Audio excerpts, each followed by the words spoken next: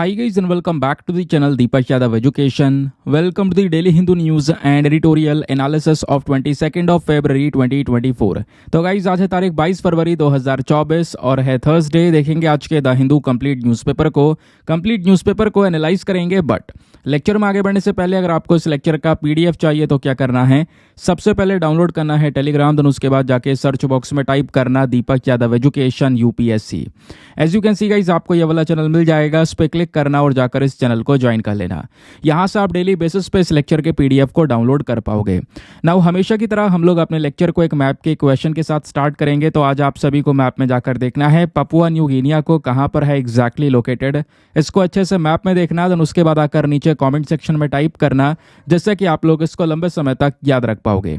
साथ ही साथ एक क्वेश्चन सॉल्व करेंगे जो कि यूपीएससी प्रीवियस ईयर साल 2021 के प्रीलिम्स में पूछा गया था। डेली बेसिस पे हम लोग यहाँ पर एक प्रीवियस ईयर क्वेश्चन को भी सॉल्व करते हैं। क्वेश्चन क्या बोलता है, what is blue carbon. Blue carbon क्या है। नीचे आपको ऑप्शन दिए गए। Option number A, carbon captured by oceans and coastal ecosystem, या option number B, carbon sequestered in forest biomass and agricultural soils, या फिर option number C, carbon contained in petroleum and natural gas, या option number D, carbon present in atmosphere. तो इनमें से क्या है आखिरकार ब्लू कार्बन। आप थोड़ा सा लॉजिक लगाकर भी यहाँ पर इस क्वेश्चन को सॉल्व कर सकते हो। वैसे इसका आंसर सभी को नीचे कमेंट सेक्शन में देना है, एटलीस्ट सभी को इसमें पार्टिसिपेट करना है, जैसे मैं आप लोगों से डेली बेसिस पे बोलता हूँ। बाय द वे इसका जो करेक्ट आंसर है वो मैंने आपको टेलीग्राम पर प्रोवाइड करवा दिया है, वहाँ से भी आप इसको चेकआउट कर सकते हो। और अगर वहाँ पर आंसर नहीं मिलता है तो भी कोई परेशान होने की ज़रूरत नहीं है, क्योंकि वीडियो के लास्ट में इसके करेक्ट आंसर का डिस्कशन हम लोग करेंगे। तो चलो शुभ आरंभ करते हैं और आते हैं सबसे पहले अपने इंडेक्स के ऊपर कि आज के सेशन में क्या क्या चीज़ें होने वाली हैं, जिसको हम डिटेल से कवर करेंगे। दूसरी बात दोस्तों, आपको पता ही है ये जो वीडियो है ये पूरा ऑल इन वन वीडियो है। चाहे आप यूपीएससी की प्रिपरेशन कर रहे हो, चाहे आप स्टेट पीएससी की, अगर वहाँ पर डिटेल में करंट अफेयर्स पूछे जाते हैं तो आपके लिए इससे बेस्ट वीडियो कुछ नहीं होने वाला। यहाँ पे हर एक चीज़ आपको कवर करवाई जाती है। Very short news, long news, editorials, plus फिर उसके बाद आपके प्रीवियस ईयर क्वेश्चंस, देन उसके बाद में डेली बेसिस पर मेंस आंसर राइटिंग, और फिर लास्ट में आपका डेली बेसिस पर टेस्ट भी होता है। तो ये सारी चीज़ें एक ही वीडियो मिलती है, इस वजह से वीडियो का लेंथ बढ़ जाता है, बट हर एक चीज़ आपको एग्जामिनेशन में बहुत ज़्यादा हेल्प करेगी। तो सेशन की शुरुआत में अगर हम देखें तो आज के द हिंदू न्यूज़पेपर में कुछ रेलिवेंट टॉपिक्स हैं। जैसे हम लोग पहले बात करने वाले हैं कि इंडिया ने अभी यूनाइटेड नेशन की जो फंडिंग है उसको कट डाउन करा है, तो इसके लिए क्या क्या चीज़ें हमारे सामने निकल कर आ रही हैं वो समझेंगे। देन उसके बाद एक बहुत इंपॉर्टेंट आर्टिकल आज के न्यूज़पेपर में प्रेजेंट है, संदेश खाली वायलेंस। दोस्तों आपको पता होगा हाल ही में बहुत न्यूज़ में आ चुका है। तो फाइनली एनएचआरसी अब चर्चा में आ चुका है। एनएचआरसी ने इस पूरे हिंसा को लेकर एक नोटिस जारी किया है, समझेंगे क्या है पूरा मैटर। देन उसके बाद में आज के ही द हिंदू न्यूज़पेपर में एक बहुत इंपॉर्टेंट एडिटोरियल है जहां पर सुप्रीम कोर्ट ने डिस्क्रिमिनेशन को ख़त्म करने के लिए बोला है, और एक पर्टिकुलर केस न्यूज़ में बना हुआ है, तो वो क्या है मैटर वो भी समझेंगे। फिर एक और एडिटोरियल आज के ही न्यूज़पेपर में जहाँ पे कंस्ट्रक्शन के लिए एक नए मेथड की बात की जा रही है। जो हम लोग आज के समय पर घर वगैरह बनाते हैं तो इसमें एक नया मेथड यूज़ किया जा सकता है, जिससे पोल्यूशन वगैरह भी कम होगा और भी बहुत सारे बेनिफिट्स मिलेंगे। तो क्या है यहाँ पर राइटर के पॉइंट ऑफ व्यूज़, इसको जानेंगे। देन उसके बाद आज का एक और एडिटोरियल जहाँ पे होने वाला है, हम लोग बात करेंगे कि जो अभी इलेक्शंस चल रहे हैं, इन अभी इलेक्शंस आने वाले ऑब्वियस सी बात है, तो अभी मैनिफेस्टो वगैरह जारी होंगे अलग अलग पॉलिटिकल पार्टीज़ के, फिर उस मैनिफेस्टो के बारे में चर्चा की गई है। प्लस इन इलेक्शंस में हेल्थ सिस्टम का कितना इंपॉर्टेंट रोल होने वाला है, हमारी पॉलिटिकल पार्टीज़ को हेल्थ सिस्टम के ऊपर फोकस करना ज़रूरी है, वो यहाँ पे राइटर ने समझाया हुआ है, वो डिस्कस करेंगे। तो ये हमारे द हिंदू के कुछ इंपॉर्टेंट टॉपिक्स हो गए। ठीक है, अब द हिंदू से हटकर भी कुछ रेलिवेंट सोर्सेस है जहाँ पर कई आर्टिकल्स आते हैं। जैसे यहाँ पर अगर आप देखोगे तो एक मुद्दा न्यूज़ में बना हुआ है, नदन आइलैंड के अंदर दोस्तों पॉलिटिकल क्राइसिस की वजह से एक पूरा जो मामला है वो लंबे समय से न्यूज़ में बना हुआ है। क्या है मैटर, लोकेशन बहुत इंपॉर्टेंट है, वो समझेंगे। देन उसके बाद में सत्येंद्र नाथ बोस जी चर्चा में बने हुए हैं, इनके बारे में बात करेंगे। ला नीना जो है इसका इम्पैक्ट अब की बार हमारे इंडिया की एयर क्वालिटी में बहुत ज़्यादा पड़ा है। जो प्रदूषण है वो सीधा नॉर्थ इंडिया से साउथ इंडिया तक पहुँच चुका है। तो ये कैसे हुआ वो भी हम समझेंगे, एक बढ़िया स्टडी आई है। देन दुनिया के सबसे बड़े स्नेक की बात की जा रही है, ग्रीन एनाकोंडा, जिसकी नई स्पीशी को डिस्कवर किया गया है। फिर उसके बाद लैपविंग बर्ड के बारे में थोड़ी सी इन्फॉर्मेशन हम लेंगे। फिर साइंस एंड टेक के लिए इंपॉर्टेंट न्यूज़ है, ओडिसियस मून लैंडर अभी चर्चा में आ चुका है दोस्तों। तो अभी इस पर्टिकुलर मिशन को लॉन्च कर दिया गया है जो कि सीधा चंद्रमा पर जाएगा। 4 एरिया न्यूज़ में देखेंगे 4 एरिया से संबंधित क्या क्या दिक्कतें सामने आई हैं। पापुआ न्यू गिनिया जो देश है ये चर्चाओं में बना हुआ है, मैं इसके बारे में कुछ स्पेसिफिक डिटेल्स आपको लास्ट में दूंगा। देन उसके बाद में लास्ट में हमारे पास एक और टॉपिक है जहाँ पे गुप्तेश्वर फॉरेस्ट की बात करने वाले हैं, बहुत ही ज़्यादा इंपॉर्टेंट। यहाँ पे कह सकते हो अभी इसको बायोडाइवर्सिटी हेरिटेज साइट के अंदर में रखा गया है। तो पूरा का पूरा ये हमारा सेशन रहने वाला है। इंडेक्स हमने देख लिया, चलो अब स्टार्ट करते हैं अपने थंबनेल वाले टॉपिक के साथ में। तो दोस्तों अभी तक का भारत का ये सबसे सख्त कदम इसको कह सकते हो, हुआ क्या? देखो इंटरनेशनल लेवल पर बहुत सारी बॉडीज़ हैं, है ना, जैसे यूनाइटेड नेशन अभी तक की एक सबसे बड़ी बॉडी है, सभी को पता है, मैं आपको डिटेल से बताऊंगा। इवन यूनाइटेड नेशन इतनी बड़ी बॉडी है कि इसके भी अपने 6 प्रिंसिपल ऑर्गन्स हैं, इसके 6 और अलग अलग अंग हैं। उसमें से एक आता है यूनाइटेड नेशन सिक्योरिटी काउंसिल, जो कि सबसे इंपॉर्टेंट अंग माना जाता है यूनाइटेड नेशन का। तो एक तो बॉडी ये हो गई, ऐसी हजारों बॉडीज हैं जिसमें अगर आप बात कर लो, सार्क नाम की एक बॉडी है, बिम्स्टेक नाम की बॉडी है, ये अलग अलग ग्रुप्स बने हुए हैं इंटरनेशनल लेवल पर। अब दोस्तों ये जो बॉडीज हैं ये कैसे चलती हैं? ऑब्वियसली बात है, इनमें बहुत सारा पैसा चाहिए होगा तभी तो ये बॉडीज रन कर पाएंगी। वो पैसा आएगा कहाँ से? तो जो भी कंट्रीज यहाँ पे इस ग्रुप में हिस्सा बने हुए होते हैं वो कंट्रीज अपने यहाँ से बजट जारी करते हैं, उस बजट में से थोड़ा बहुत अमाउंट इस ग्रुप में दिया जाता है ताकि ये ग्रुप चल सके। और ऐसा ही यूनाइटेड नेशन के साथ में होता है। अब यूनाइटेड नेशन में जो आपके 193 मेंबर्स है, दुनिया के सभी countries, maximum countries United nation का हिस्सा हैं।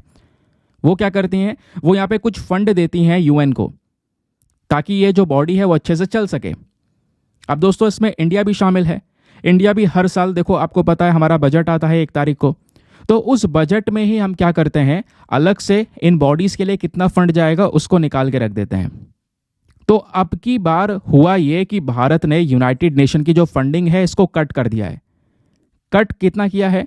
क्योंकि ऑब्वियसली बात है ऊपर नीचे होता रहता है, लेकिन दोस्तों बात यह है कि 50% से भी ज़्यादा कट कर दी गई है फंडिंग। क्यों? क्योंकि भारत ने फंडिंग कट की है क्योंकि भारत मांग करता है कि हमें पूरे यूनाइटेड नेशन सिक्योरिटी काउंसिल में एक सुधार चाहिए, रिफॉर्म्स चाहिए, इसकी परमानेंट सीट के अंदर बदलाव करो, इंडिया को भी यूएनएससी का एक परमानेंट सदस्य बनाओ। ये इंडिया की दोस्तों मांग है जिसके बेसिस पर हमने अभी फंडिंग भी काट दी है। समझ गए? अभी मैं आपको और डिटेल से समझाऊंगा। ऐसे बहुत सारे न्यूज़ आर्टिकल्स आज के समय पर आपको अलग अलग जगह पर देखने को मिल जाएंगे। अब मेरी बात को ध्यान से सुनना। मैं अगर कंपेयर करूं 2023-24 को, ठीक है, लास्ट ईयर की बात कर रहे हैं, और अभी यहाँ पर हमारा 2024-25, तो 2024-25 का जो बजट है वो आ गया है क्या? हाँ बिल्कुल आ गया है, मैंने पढ़ाया भी था। 1 फरवरी को दोस्तों इंडिया का बजट आता है। वो बजट बेसिकली इंतरिम बजट है, क्योंकि जिस साल इलेक्शन होते हैं, फॉर एग्जांपल इस बार 2024 में हमारे लोकसभा के इलेक्शंस हैं, तो जिस साल भी इलेक्शन होते हैं उस साल सबसे पहले इंतरिम बजट आता है, फिर इलेक्शन होने के बाद, सरकार बनने के बाद पूरा प्योर बजट आएगा। तो अभी जो इंतरिम बजट ऑलरेडी आ चुका है, इस बजट के अंदर भी हम लोगों ने अपनी अलग अलग बॉडीज़ के लिए कुछ पैसा अनाउंस किया, लेकिन वो पैसा दोस्तों पहले के कंपैरिजन में कम है। जैसे पिछली बार की अगर हम बात करेंगे तो पिछली बार हमने अपने बजट में से लगभग 866 करोड़ रुपीस निकाल दिए थे इन इंटरनेशनल बॉडीज़ को फंडिंग करने के लिए। अब की बार यही अमाउंट कट करके कितना कर दिया गया है? यही अमाउंट कट करके इस इंतरिम बजट में 558 करोड़ रुपीस कर दिया गया है। अब ये बेसिकली सभी इंटरनेशनल बॉडीज़ का फंड है। इसमें से अगर हम स्पेसिफिकली केवल यूनाइटेड नेशन की बात करें तो पिछले साल 2023-24 में यूनाइटेड नेशन को भारत ने अपने बजट में से लगभग 382 करोड़ रुपीस दिए थे सपोर्ट करने के लिए। बट अब की बार दोस्तों यही फंडिंग कट कर दी गई है। अब की बार ये फंडिंग बोला जा रहा है हम इतना रुपया नहीं देंगे, हम केवल 175 करोड़ रुपया देंगे। आधा कर दिया गया है, 50% दोस्तों यहाँ पे फंडिंग कट कर दी गई है। और जब रीजंस देखने को मिल रहे हैं तो रीज़न यही है, अभी आपको पता होगा जनवरी 2024 के अंदर एक मीटिंग हुई थी, यूनाइटेड नेशन जनरल असेंबली का 78 सेशन हुआ था, जहां पर again United nation security council की जो अंदर एक बदलाव है उसकी मांग उठाई गई थी। अब ये क्या है बार बार यूनाइटेड नेशन सिक्योरिटी काउंसिल जिसकी हम बात कर रहे हैं, ठीक है। तो दोस्तों यूनाइटेड नेशन तो अपने आप में एक बहुत बड़ी बॉडी है और जैसे मैंने बोला इसके 6 इंपॉर्टेंट ऑर्गन्स हैं और उन 6 ऑर्गन्स में से एक ऑर्गन आपका यूनाइटेड नेशन सिक्योरिटी काउंसिल है जो कि इंपॉर्टेंट ऑर्गन है। इस यूनाइटेड नेशन सिक्योरिटी काउंसिल का जो हेडक्वार्टर है वो न्यूयॉर्क सिटी के अंदर में है। इसका जो सबसे पहला सेशन हुआ था वो 17 जनवरी 1946 चर्च हाउस वेस्टमिंस्टर लंदन में हुआ था। मेंबरशिप की बात करेंगे तो आपको पता होगा, कई बार बता चुका हूं, यूनाइटेड नेशन सिक्योरिटी काउंसिल के अंदर दोस्तों टोटल 15 मेंबर्स हैं, जिसमें से हमारे 10 तो होते हैं नॉन परमानेंट मेंबर्स और 5 होते हैं परमानेंट मेंबर्स, ठीक है। अब दोस्तों जो 10 नॉन परमानेंट मेंबर है ये हर 2 साल में बदलते रहते हैं अपने इलेक्शन के बेसिस पर। तो इंडिया कई बार यूनाइटेड नेशन सिक्योरिटी काउंसिल का नॉन परमानेंट मेंबर बन चुका है, लेकिन भारत अब सीधा अपना एक सीट देख रहा है परमानेंट मेंबर की तरफ। तो यूएनएससी में परमानेंट मेंबर एकदम फिक्स है ये 5 मेंबर। वो 5 मेंबर आखिरकार हैं कौन से? यूएस, यूके, रशिया, फ्रांस और चाइना। अब ये बड़ी बड़ी कंट्रीज हैं।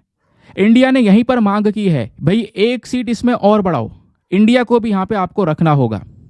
यही बेसिकली इंडिया की डिमांड है, जिसके बेसिस पर हम बार बार इसके अंदर सुधार की बात कर रहे हैं। अब दोस्तों ये 5 परमानेंट कंट्रीज इसलिए भी इंपॉर्टेंट है क्योंकि इनके पास में ताकत बहुत ज्यादा है, वीटो पावर है ना। कोई अगर बिल पास हो रहा है, कोई रिजोल्यूशन पास हो रहा है, उसमें अगर एक कंट्री भी अगर कह सकते हो कि सहमत नहीं है तो वो उसको वहीं पर रोक सकती है। बहुत मैक्सिमम पावर्स हैं। इंडिया का कहना यह है कि चलो आपने अभी तक इंडिया को एक रिप्रेजेंटेशन नहीं दिया, बट करंट समय पर देखोगे तो इंडिया एक बहुत तेजी से ग्रो करता हुआ देश है। सबसे ज़्यादा आबादी इंडिया के पास में है। वर्ल्ड की हम एक फास्टेस्ट ग्रोइंग इकोनॉमी के तौर पर देखने को मिल रहे हैं।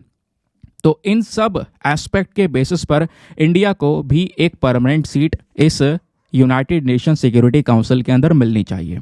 ये बेसिकली यहाँ पर इंडिया की एक मांग है, ठीक है। ये बात दोस्तों आपको समझ में आ गई। और मैं आपको बताऊं, भारत जो है ना 3 देशों के साथ में मिल चुका है और वो 3 देश जो हैं उनका नाम है ब्राज़ील, जर्मनी और साथ ही साथ में जापान। ये जो 3 देश हैं ये इंडिया के साथ मिलकर एक ग्रुप बनाते हैं जिसका नाम है G4 ग्रुप।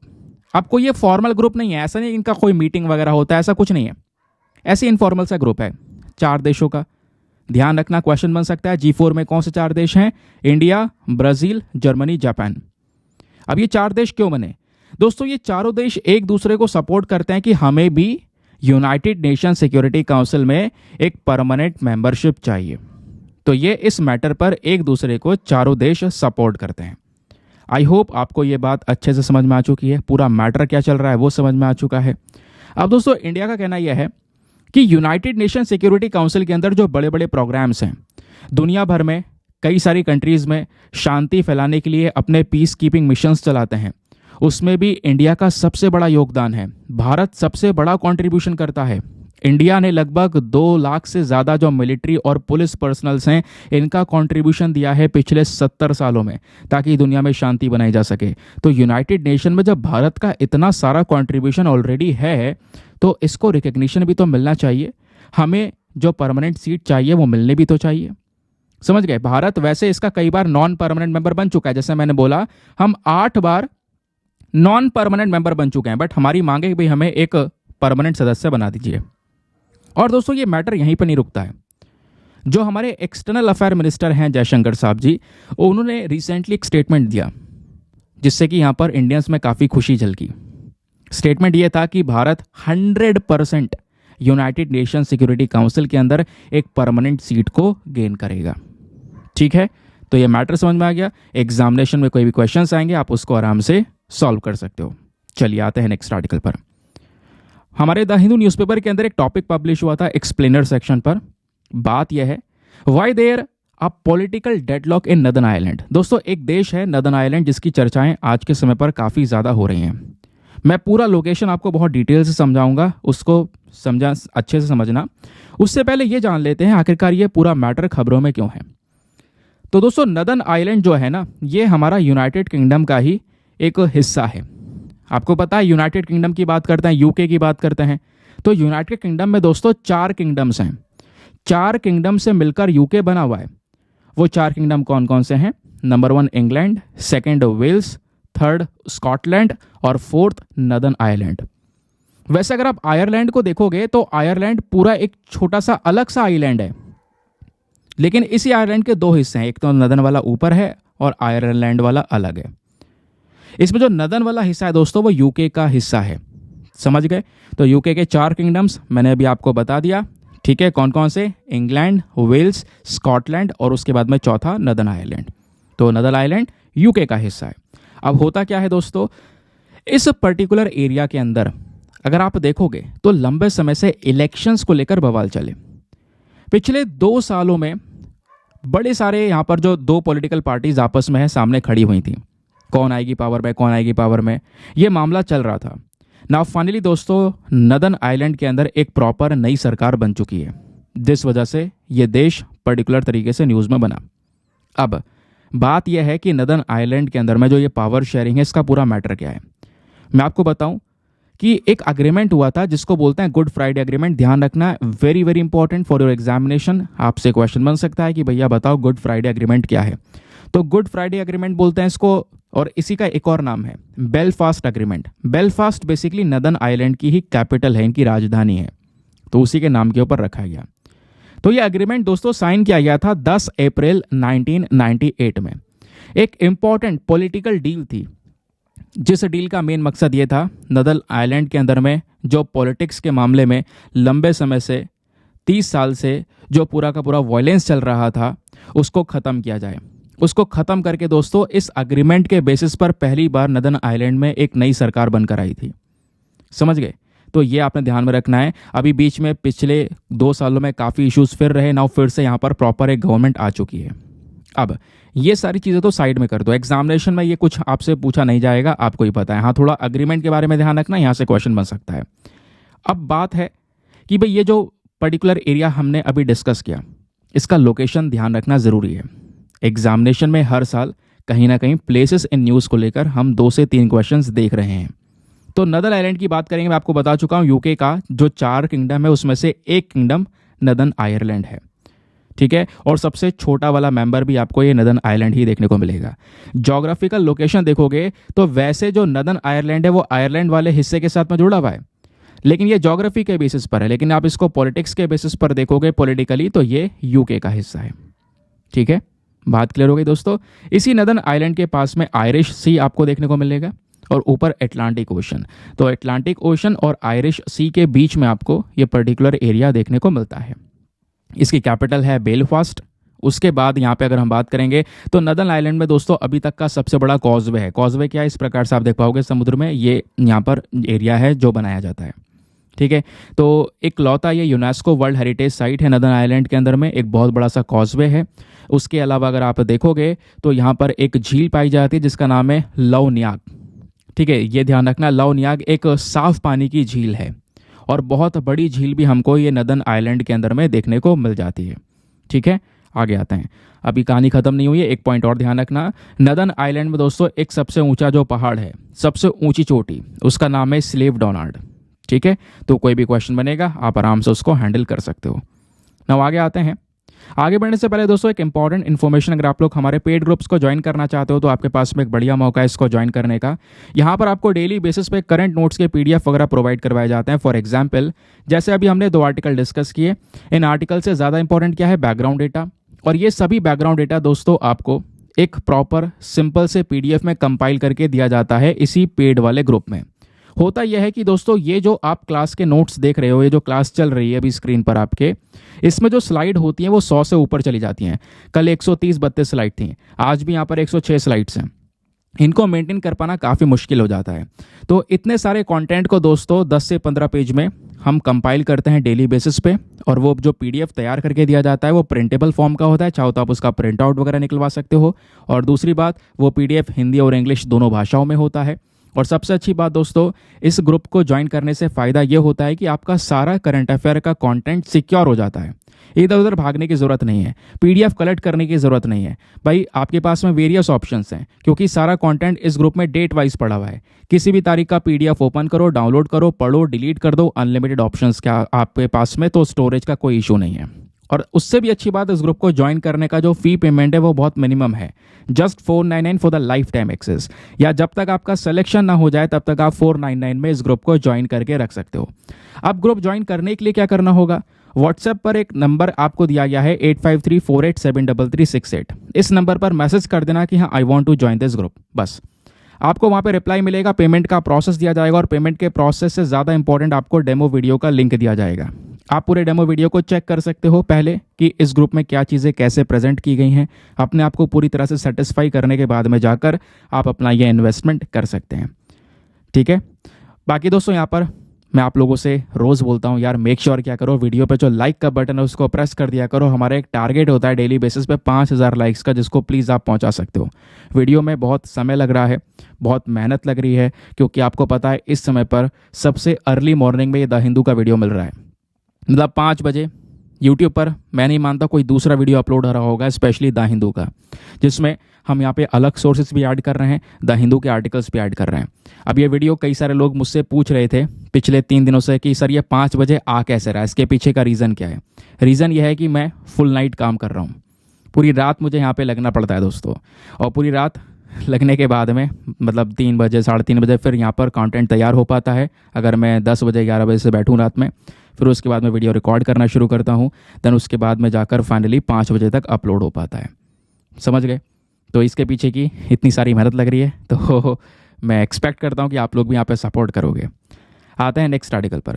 अच्छा, कुछ लोग का यहाँ पर एक और मैं आपको डाउट क्लियर कर दूं। जैसे हम लोगों ने यहाँ पर इंडेक्स वगैरह सब कुछ देखा था यार, कि हम ना बहुत सारी चीज़ें कवर कर रहे हैं यहाँ पर, है ना, द हिंदू के बहुत सारे आर्टिकल्स हम लोग कवर कर रहे हैं। ये सब आज के न्यूज़पेपर के आर्टिकल हैं, ऐसा नहीं है कि कल के न्यूज़पेपर के आर्टिकल हैं। ठीक है, ये आप देख पाओगे आज ही न्यूज़पेपर में है, ये भी सब आज के अखबार में है। एडिटोरियल इंपॉर्टेंट होता है, वो सब कुछ यहाँ पे मैंने इंक्लूड किया हुआ है। तो कई लोग मेंशन करते हैं सर ये आर्टिकल रह गया, ये आर्टिकल रह गया, तो वो उसके लिए परेशान मत हुआ करो। कभी कभी आर्टिकल्स रह जाते हैं, मुझे भी पता है, लेकिन हम लोग चेक करते हैं जब यहाँ पर पूरा दिन समाप्त हो जाता है। तो कोई भी आर्टिकल होता है तो उसको अगले दिन पढ़ा दिया जाता है। देखा होगा आपने 100% अगर कोई आर्टिकल रह गया है पिछला कि भाई हाँ कुछ इंपॉर्टेंट था, तो वो अगले दिन वीडियो में आ जाता है। काफ़ी सारे लोग हैं इन सब चीज़ों को देखने के लिए। ठीक है, तो इस वजह से कमेंट भी आता है सर ये कल का आर्टिकल है, आपने कई बार देखा भी होगा। समझ गए? तो उसके लिए परेशान मत हो। जहां पर भी बहुत इंपॉर्टेंट आर्टिकल होगा, आपको लग रहा है वो छूट रहा है, तो वो छूटेगा नहीं, अगले दिन या उसके अगले दिन वीडियो में ज़रूर प्रेजेंट मिलेगा। तो उसकी फिक्र आप ख़त्म कर दो। आपको ये वीडियो मिल रहा है, थोड़ा सा लेंथी हो रहा है, उसके पीछे का रीज़न है ढेर सारे सोर्सेस आपको मिल रहे हैं, हर एक चीज़ आपको प्रोवाइड करवाई जा रही है। ये दोस्तों वीडियो जो है ना, ये एक ओवरऑल 360 डिग्री में कंप्लीटेड वीडियो है। यानी इस लेक्चर को आपने देख लिया तो उसके बाद आपको दूसरे कोई भी वीडियो में झांकने की ज़रूरत तक नहीं है। इतना सारा कंटेंट आपको मिल जाता है डेली बेसिस पे, एग्जाम के पॉइंट ऑफ व्यू से सारा का सारा इंपॉर्टेंट कंटेंट। समझ गए? इवन मैं तो ये कह रहा हूँ कि आप बस खाली इन वीडियोस पर फोकस करो और इन वीडियोस का कंटेंट सिक्योर करके रखो, रिवाइज करते रहो। लास्ट में जो यहाँ पर होता है ना, एक चौचलेबाजी हो जाती है मंथली मैगजीन की यार, कि कैसे करें कैसे ना करें, है ना, ये बड़ी दिक्कत है। उसकी ज़रूरत नहीं पड़ेगी आपको। इतनी बड़ी बात यहाँ पर मैं मेंशन कर रहा हूँ, लेकिन आपने करना क्या है, बहुत ज़्यादा अच्छे से डेली बेसिस पे कंसंट्रेशन के साथ में लेक्चर को देखना है, क्योंकि लास्ट में आपको क्वेश्चन भी मिलेंगे, तो कंसंट्रेशन तो आपने बना के रखनी पड़ेगी ही पड़ेगी। ठीक है, चलिए आते हैं यहाँ पर। एक और न्यूज़ आर्टिकल आज के न्यूज़पेपर में प्रेजेंट है, जहाँ पे संदेश खाली वायलेंस के बारे में बात की गई है। अब दोस्तों ये वेस्ट बंगाल के अंदर जो पिछले कुछ दिनों में जो ये हिंसा है, इसकी खबरें लगातार चर्चाओं में आ चुकी हैं। हुआ क्या, इस मैटर को देखते हुए जो हमारा नेशनल ह्यूमन राइट कमीशन है, मानव के अधिकार की बात करता है, इन्होंने नोटिस दिया वेस्ट बंगाल की सरकार को कि भाई आपके यहाँ पर ह्यूमन राइट वायलेशन हो रहा है।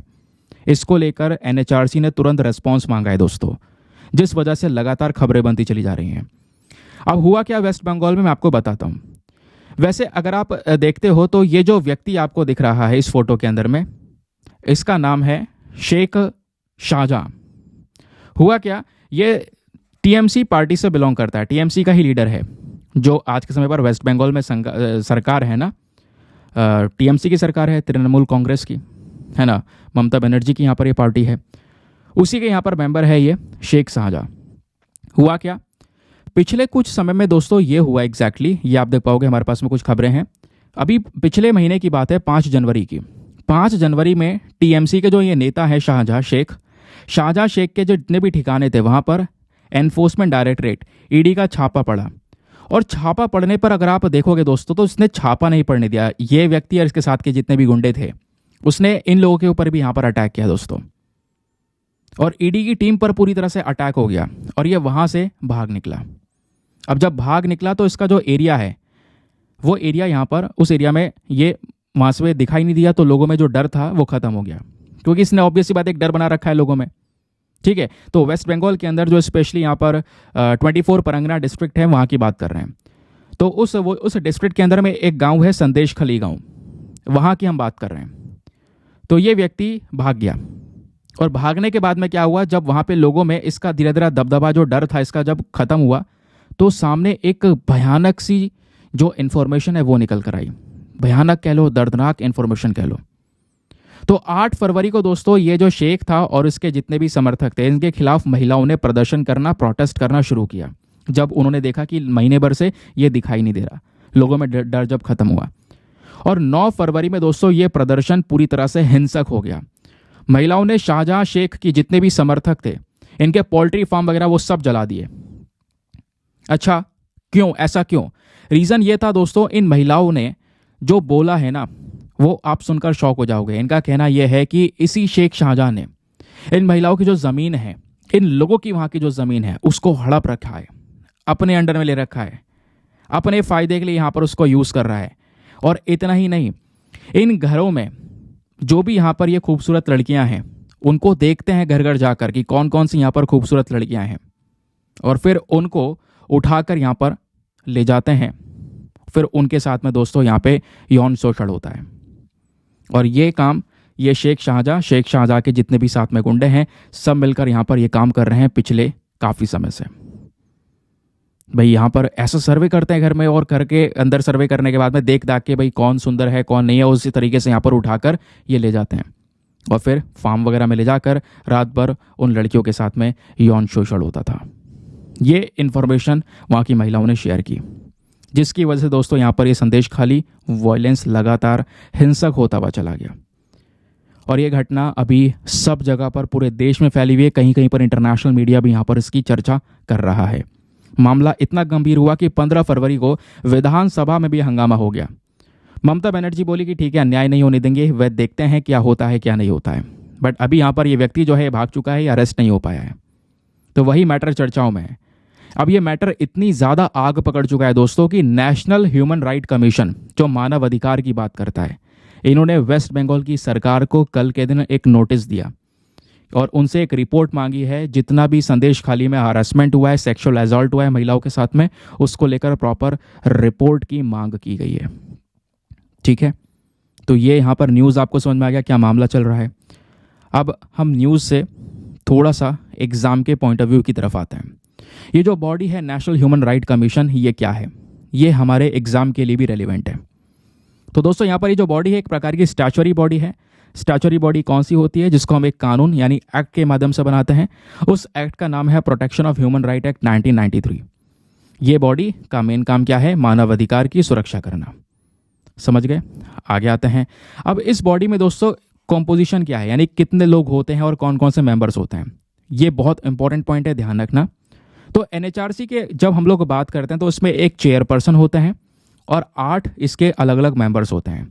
तो एनएचआरसी के जो चेयरपर्सन होते हैं वो basically chief justice of India यानी कि हमारे जो रिटायर्ड सीजीआई होते हैं वो होंगे, और बाकी जो बचे 8 मेंबर्स हैं इनमें से 4 तो होते हैं फुल टाइम मेंबर्स और बाकी 4 होते हैं डीम्ड मेंबर्स।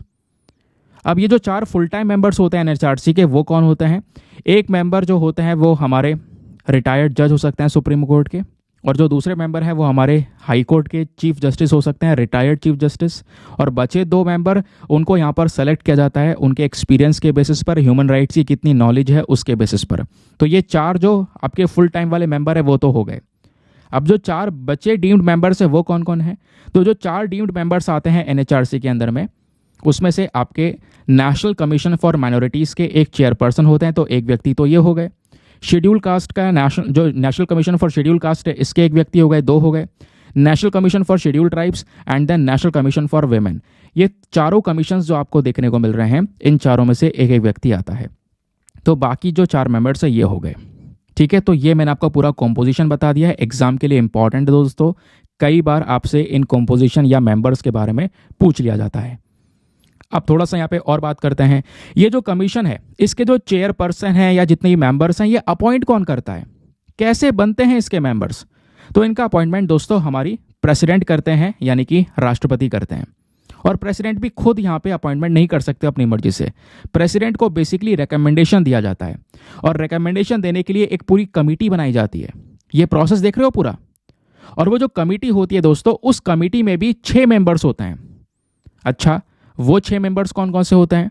एक तो होते हैं प्रधानमंत्री, जो इस कमेटी को हेड करते हैं। दूसरे लोकसभा के स्पीकर। तीसरे राज्यसभा के चेयरमैन। चौथे यहाँ पे जो हमारे पार्लियामेंट के अंदर जो हाउसेस हैं उसके ओपोजिशन पार्टीज के लीडर। और फिर उसके बाद में होम मिनिस्टर। तो ये सब मेंबर्स की एक पूरी कमेटी तैयार की जाती है, और फिर वो कमेटी प्रेसिडेंट को बोलती है कि भाई यहाँ पर इन मेंबर्स को अपॉइंट किया जा सकता है। तो वो प्रेसिडेंट फिर बाद में अपॉइंट करते हैं। ठीक है। अब सवाल यह है कि मान लो एक चेयरपर्सन या जो मेंबर है अपॉइंट कर लिया गया, तो कब तक के लिए? तो इनका जो टेन्योर होता है वो 3 साल का होता है, या फिर 70 साल की उम्र तक। इनमें से दोनों में से जो भी चीज़ पहले पूरी हो जाती है उसके बेसिस पर इनका टेन्योर खत्म हो जाता है। और सपोज यहाँ पर उन्होंने 3 साल तक सर्व किया, अभी 70 साल के नहीं हुए हैं, तो बाद में वापस से रीअपॉइंटमेंट हो सकता है क्या? हाँ बिल्कुल। तो रीअपॉइंटमेंट के लिए ये एलिजिबल होते हैं। पावर्स क्या होती है इनके पास में, ऑलरेडी मैं आपको बता चुका हूँ। चलिए आते हैं उसके बाद में एक और इम्पॉर्टेंट टॉपिक की तरफ। आज के ही द हिंदू न्यूज़पेपर में, आज का नहीं, खैर यहाँ पर 2 दिन पहले इसके बारे में मेंशन किया गया था। 100 years ago Satyendra Nath Bose changed physics forever. Satyendra Nath Bose ji के बारे में जानना दोस्तों इंपॉर्टेंट है। ये टॉपिक आपका पर्सनैलिटी इन न्यूज़ के पॉइंट ऑफ व्यू से रिलेवेंट होने वाला है। 1 जनवरी 1894 में इनका जन्म हुआ था, और 4 फरवरी 1974 में इनकी डेथ हुई थी। तो अभी यहाँ पर ये लगातार चर्चाओं में बने हुए हैं। एक ऐसे व्यक्ति जो कि बहुत सारे लोगों के इंस्पिरेशन है। इनका जो कंट्रीब्यूशन है हमारे फिजिक्स में, मैथमेटिक्स में, वो बहुत ज़्यादा बड़े लेवल पर हमको देखने को मिलता है।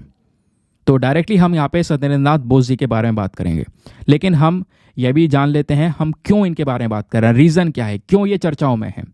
चर्चाओं में इसलिए है दोस्तों क्योंकि हाल ही में 5 दिन का इंटरनेशनल कॉन्फ्रेंस होता है photonics, quantum information and quantum communication को लेकर। तो ये जो पूरा कॉन्फ्रेंस चला, इस कॉन्फ्रेंस को ऑर्गेनाइज करने वाली बॉडी खुद ये सत्येंद्र नाथ बोस नेशनल सेंटर थी, जिन्होंने यहाँ पर इसको ऑर्गेनाइज किया, जिस बेसिस पर यहाँ पर ये व्यक्ति चर्चाओं में आ चुके हैं। तो जब हम बात करते हैं सत्येंद्र नाथ बोस जी के बारे में, तो इन्होंने दोस्तों यहाँ पर बहुत इंपॉर्टेंट कॉन्ट्रीब्यूशंस करे हैं हमारे अलग अलग फिजिक्स के सेक्टर में। कुछ इंपॉर्टेंट पब्लिकेशंस इनके नाम पर आपको देखने को मिल जाती हैं क्वांटम मैकेनिक्स के अंदर में स्पेशली। तो क्वांटम मैकेनिक्स के अंदर में इनका एक इंपॉर्टेंट रोल रहा है। आइंस्टीन का एक बहुत इंपॉर्टेंट रोल रहा दोस्तों, है ना। नील्स बोर का यहाँ पर इंपॉर्टेंट रोल रहा। उसी प्रकार से यहाँ पर बोला जाता है, जिस प्रकार से आइंस्टीन का इंपॉर्टेंट रोल है, उसी प्रकार से यहाँ पर क्वांटम मैकेनिक्स में इनके भी कुछ इंपॉर्टेंट पब्लिकेशंस अवेलेबल है। तो आखिरकार कौन थे सत्येंद्र नाथ बोस जी, जरा हम इनके बारे में बात करते हैं। ये एक इंडियन मैथमेटिशियन और फिजिस्ट दोनों थे। थ्योरेटिकल फिजिक्स में एक एक्सपर्ट माने जाते थे। इनका जो कंट्रीब्यूशन है वो लगातार ये रहा है कि हम जो फिजिक्स की बात करते हैं, स्पेशली जो पार्टिकल फिजिक्स होता है, उसके अंदर इंप्रूव करना। एकेडमिक लाइफ की बात करेंगे तो 15 साल की उम्र में इन्होंने यहाँ पर जो बैचलर ऑफ साइंस डिग्री है इसको यहाँ पर शुरू कर दिया।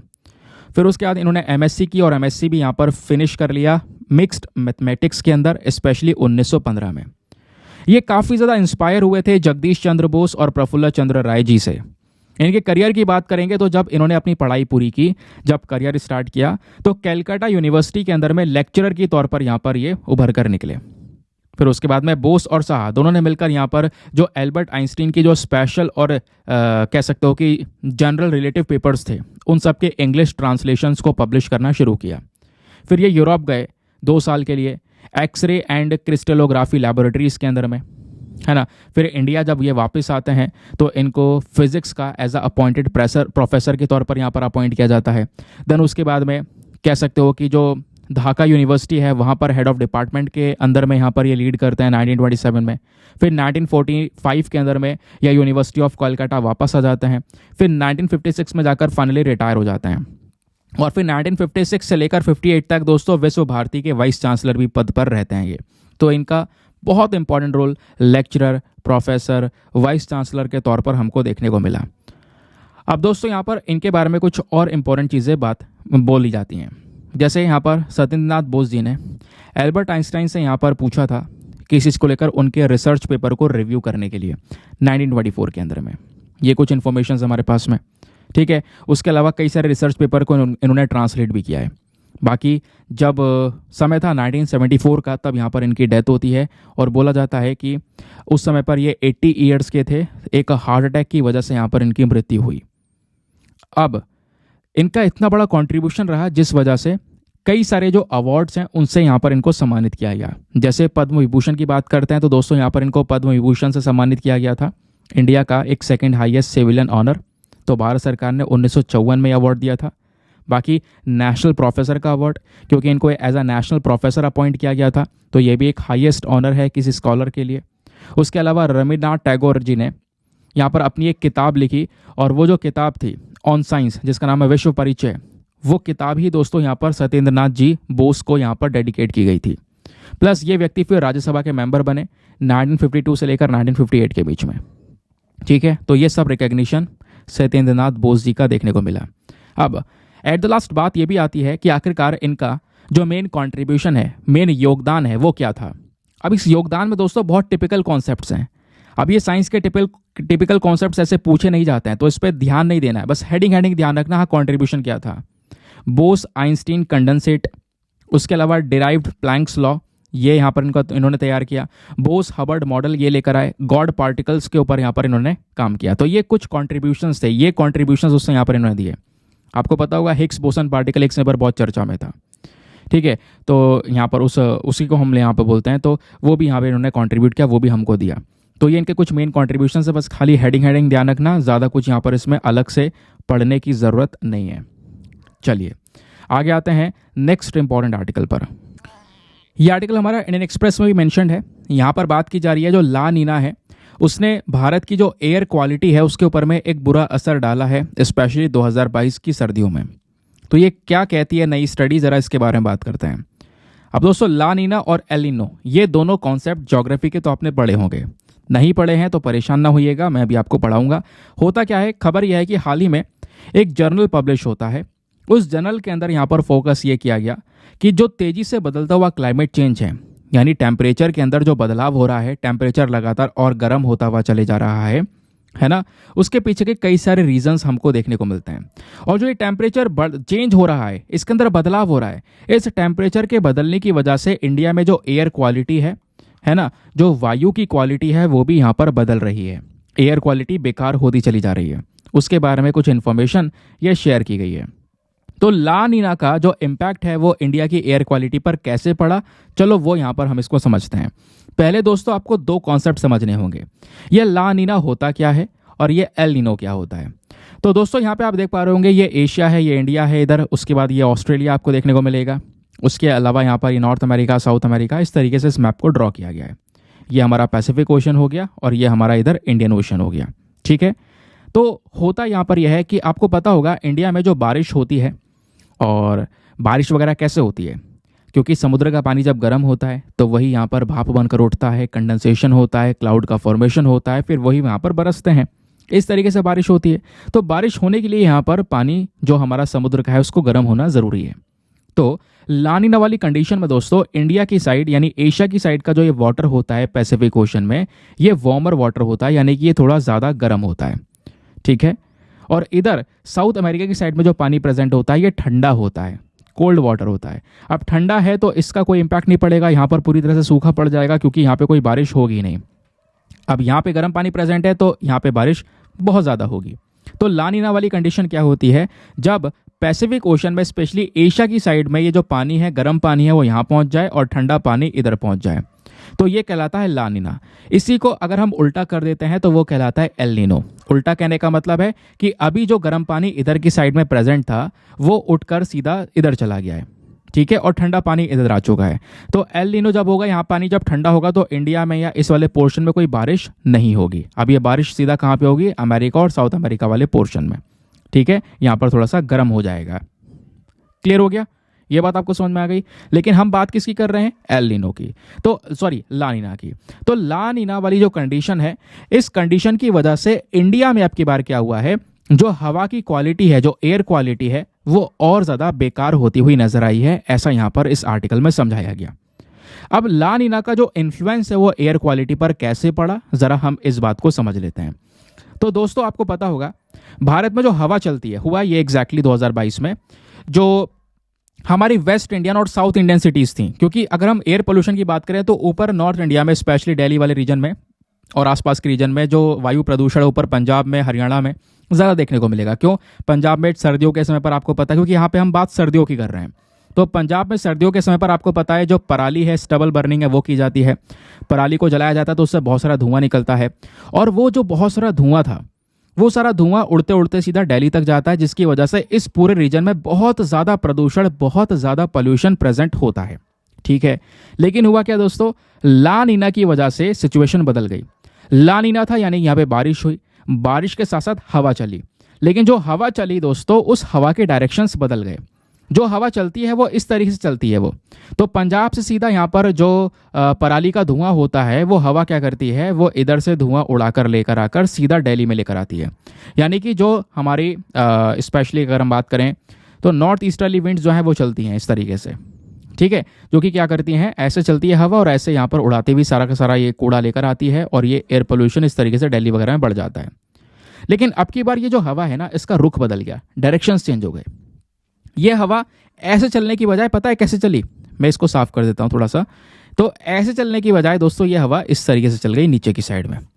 तो यही जो पोल्यूशन था पराली का, ये पोल्यूशन अब की बार यहाँ सभी से जगह से दिल्ली वगैरह से क्रॉस होकर सीधा नीचे हमारे साउथ इंडियन स्टेट्स के पास में पहुंचा।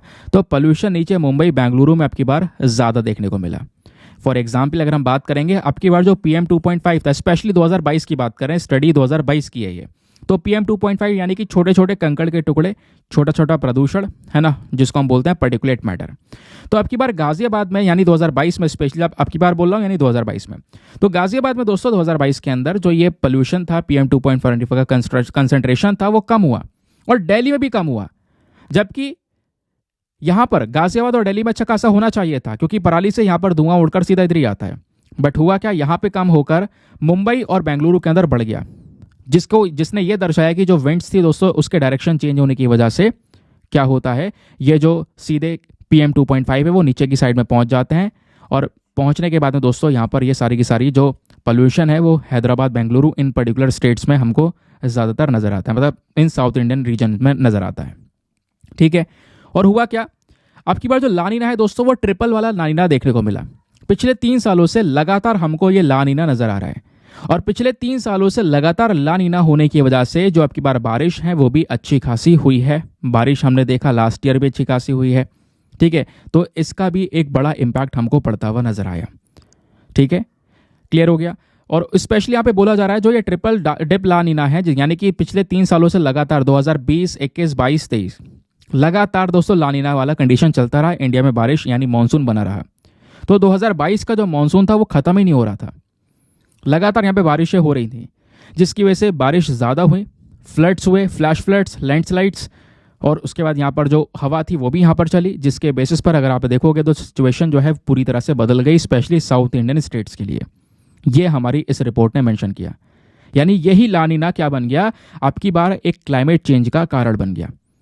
वायु के अंदर जो हमारा क्लाइमेट के अंदर बदलाव हो रहे हैं, चेंजेस हो रहे हैं, उसका मेन कारण ला नीना बन गया। यही हमारी एक रिपोर्ट ने सजेस्ट किया, जो कि मैंने आपके साथ में शेयर किया। जो बेसिक चीज़ें हैं वो सब आपको यहाँ पे बता दिया गया है। चलिए आते हैं नेक्स्ट आर्टिकल पर। द हिंदू का ये आर्टिकल है, एक्सप्लेनर सेक्शन पर ये प्रेजेंट है। यहाँ पे बात की जा रही है जो हमारे साइंटिस्ट हैं उन्होंने दुनिया का सबसे बड़ा सांप जो है इसको फाउंड कर लिया है। सबसे बड़ा सांप, ये एक नई स्पीशी है, स्पेशली ग्रीन एनाकोंडा की।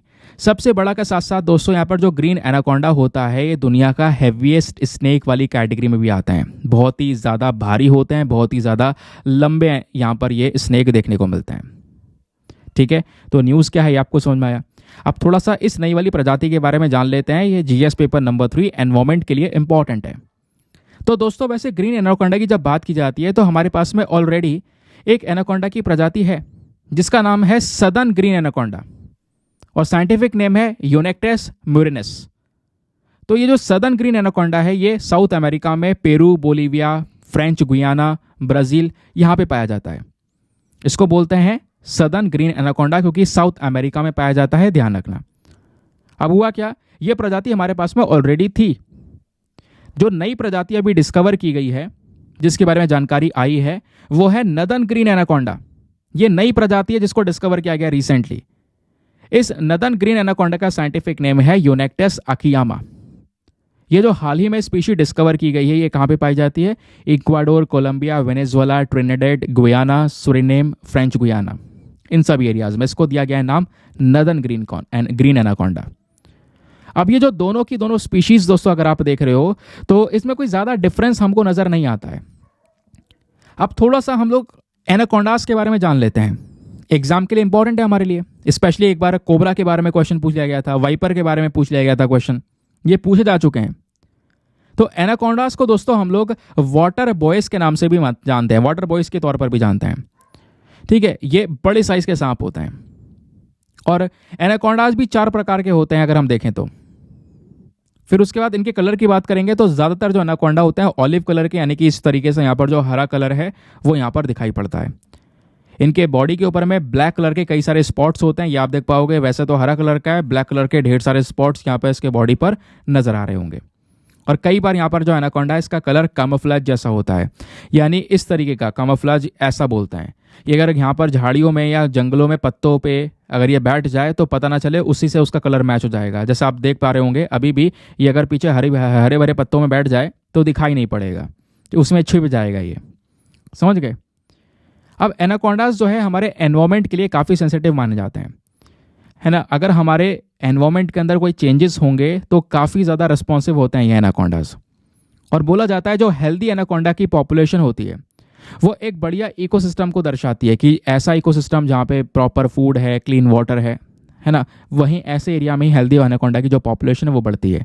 और एनाकोंडा की पॉपुलेशन जब यहाँ पर कम हो रही होती है, डिक्रीज हो रही होती है, यानी कि हमारे एनवायरमेंट के अंदर ढेर सारी जो प्रॉब्लम्स हैं वो देखने को मिल रही हैं, ठीक है।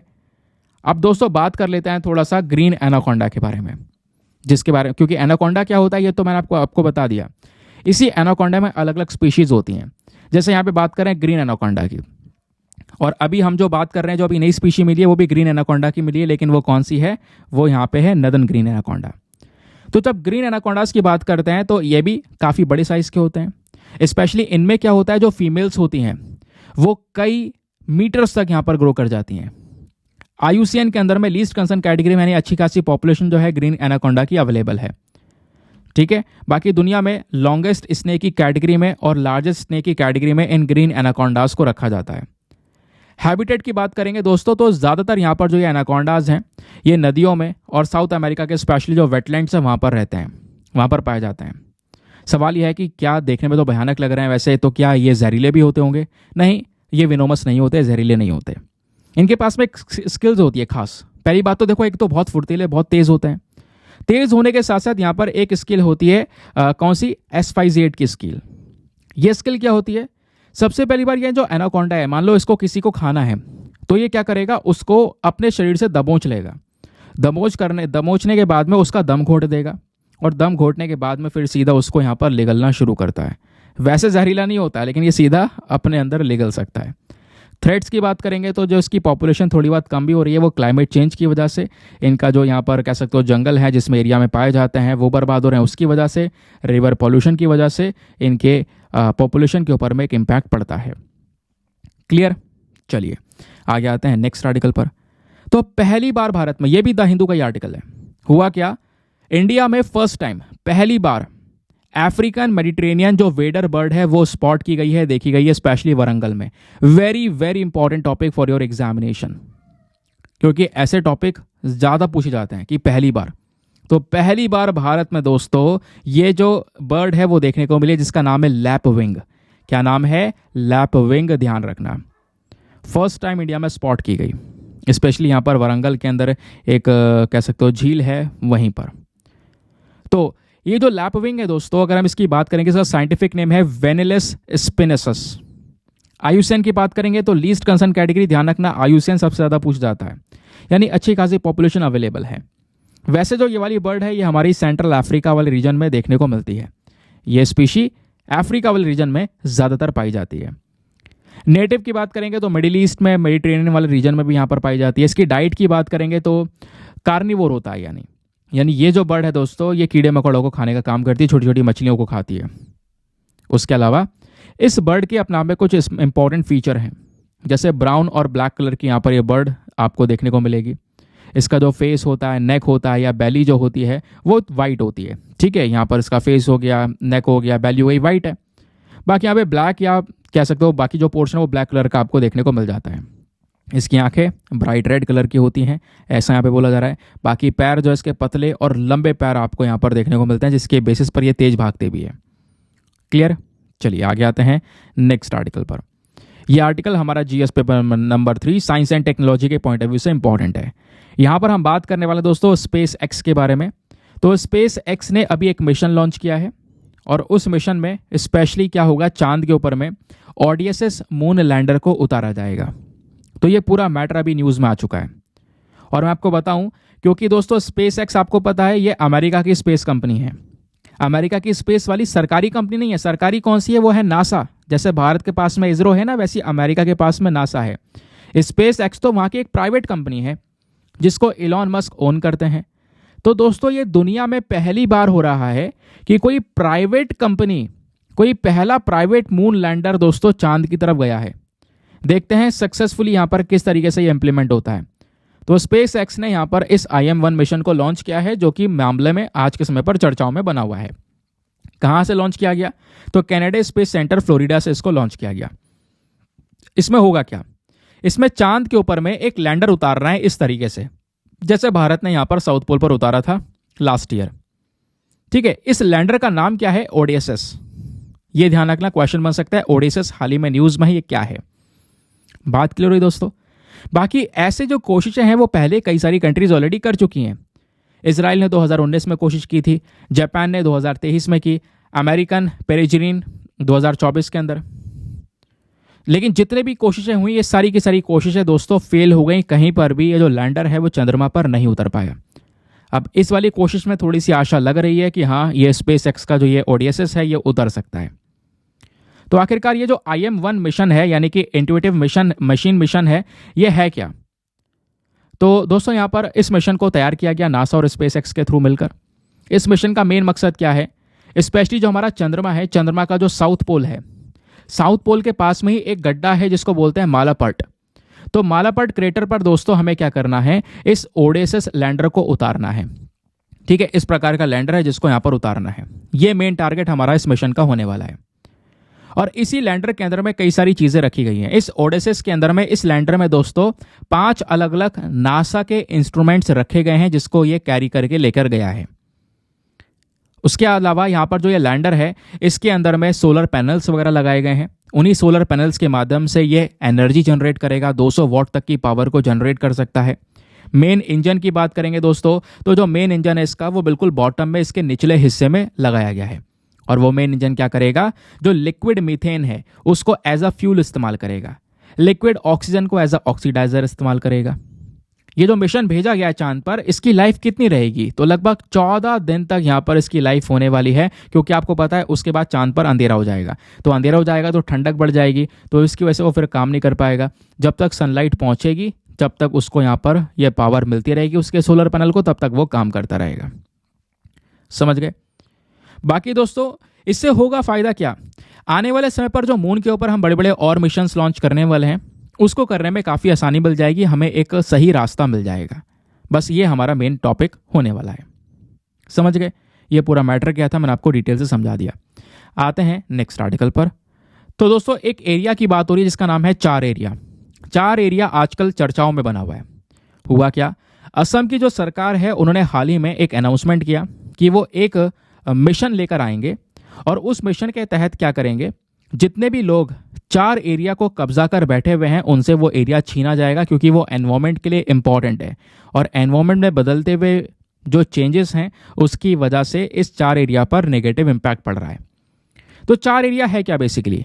तो दोस्तों ब्रह्मपुत्र नदी के अंदर में एक छोटा सा आइलैंड है, ये चार एरिया, जिसको नाम चार दे दिया गया। तो एक आइलैंड है जो कि बन गया कैसे? जो जितनी भी रेत थी, मिट्टी थी, सेडिमेंट्स थे, वो सब डिपॉजिट हो गए आपस में। डिपॉजिट होने के बाद में इकट्ठा होते चले गए, जिसकी वजह से इस नदी में एक छोटा सा आइलैंड बन गया। बट अब क्या हो रहा है, वो आइलैंड में भी दिक्कतें हैं दोस्तों। वो आइलैंड भी धीरे धीरे यहाँ पर खत्म होता चले जा रहा है, टूटता चले जा रहा है। ठीक है, वो आइलैंड किनारे किनारे से टूटकर उसमें एक एरोजन हमको देखने को मिल रहा है, जिसकी वजह से काफ़ी बुरा असर इसके आइलैंड के ऊपर पड़ चुका है। और 4 एरियाज में कई सारे लोग रह रहे हैं इलीगल तरीके से। उनको हटाना भी यहाँ पर है असम की सरकार को, क्योंकि दोस्तों इस 4 एरिया में कई सारी प्रॉब्लम्स, कई सारी समस्याएं भी हैं। जैसे समस्या नंबर 1, जो बेसिक इंफ्रास्ट्रक्चर है उसकी काफ़ी ज़्यादा कमी है ना। यानी कि जितना भी जो ऑल वेदर कम्युनिकेशन दोस्तों यहाँ पे अगर आप देखोगे तो वैसा कोई सपोर्ट प्रोवाइड नहीं किया गया है, ना ही कोई प्रॉपर ट्रांसपोर्टेशन सिस्टम है, ना ही कोई यहाँ पर रोड, हेल्थ, ड्रिंकिंग वाटर, ऐसी कोई भी फैसिलिटीज़ अवेलेबल नहीं है इस पर्टिकुलर आइलैंड पर, जो कि धीरे धीरे टूटता चले जा रहा है, ख़त्म होते चले जा रहा है। और रेगुलर बेसिस पर यहाँ पे फ्लड आती रहती है, बाढ़ आती रहती है, और वहीं पर नदी में ये आइलैंड प्रेजेंट है, तो इसको कहीं ना कहीं काफ़ी खतरा भी पहुँच रहा है। बरसात में भी दोस्तों यहाँ पर लगातार ये जो एरिया है वो टूटते हुए चले जा रहे हैं। यहाँ पे कोई स्कीम इम्प्लीमेंट नहीं की गई है। और सबसे खतरनाक चीज़ यहाँ पर यह है कि जो ये पूरा 4 एरिया है, ये कहीं ना कहीं आज के समय पर कब्जा लिया गया है बंगाली मुस्लिम्स के थ्रू। बंगाली मुस्लिम स्पेशली जो इलीगल इमिग्रेंट्स हैं, जो इलीगल तरीके से आए हुए हैं, स्पेशली बांग्लादेशी यहाँ पर वर्ड यूज़ किया गया है, तो उन्होंने यहाँ पर इलीगल तरीके से इसको रखा हुआ है, तो वहीं से इसको छुड़वाना है। समझ गए? आगे आते हैं उसके बाद में नेक्स्ट आर्टिकल पर। अगले आर्टिकल में हम लोग एक और कंट्री की बात करेंगे जिसका नाम है पपुआ न्यू गिनिया। ये भी प्लेसेस इन न्यूज़ के पॉइंट ऑफ व्यू से इंपॉर्टेंट है दोस्तों। हुआ क्या, हाल ही में बहुत सारे जो आदमी हैं उनकी जान गई, क्योंकि रिसेंटली पपुआ न्यू गिनिया के अंदर में एक ट्राइबल कॉन्फ्लिक्ट हुआ दोस्तों। उस पूरे हिंसा में कई सारे लोगों की जान चली गई। तो क्या है पपुआ न्यू गिनिया, ये आपको एक छोटा सा कंट्री नज़र आ रहा होगा। इसके बारे में कुछ बेसिक डेटा जानना ज़रूरी है, उसके अलावा कुछ जानने की ज़रूरत नहीं है, वो डेटा आपके बराबर में लिखा हुआ है। तो दोस्तों पैसिफिक ओशन के अंदर जैसे आप देख पाओगे, ये हमारा एशिया हो गया, इधर यहाँ पे आपको देखने को मिल जाएगा ये इंडिया है ना, ये म्यांमार है, इंडिया का नॉर्थ ईस्टर्न रीजन है। यहाँ पर आओगे तो ये हमारी साउथ ईस्ट एशियन कंट्रीज़ हैं। इंडोनेशिया हो गया, ये यहीं पर पपुआ न्यू गिनिया है बराबर में। और ये जो पपुआ न्यू गिनिया है इसके नीचे ऑस्ट्रेलिया है। पपुआ न्यू गिनिया की जो कैपिटल है वो है पोर्ट मोर्सबे। ठीक है, तो कहाँ पर है, पैसिफिक ओशन के अंदर ये लोकेटेड है। दुनिया का तीसरा सबसे बड़ा आइलैंड नेशन है, जो कि 4,62,880 स्क्वायर किलोमीटर के अंदर में फैला हुआ है। कैपिटल हम डिस्कस कर ही चुके हैं। इस वाले आइलैंड में ज़्यादातर माउंटेन, ज़्यादातर पहाड़ आपको देखने को मिलेंगे। जो यहाँ की भाषा है कॉमन वो है इंग्लिश। वैसे पपुआ न्यू गिनिया एक ऐसा कंट्री है जिसको दुनिया का सबसे ज़्यादा डाइवर्स कंट्री माना जाता है, क्योंकि यहाँ पर 800 से ज़्यादा भाषाएं बोली जाती हैं इस छोटे से आइलैंड में।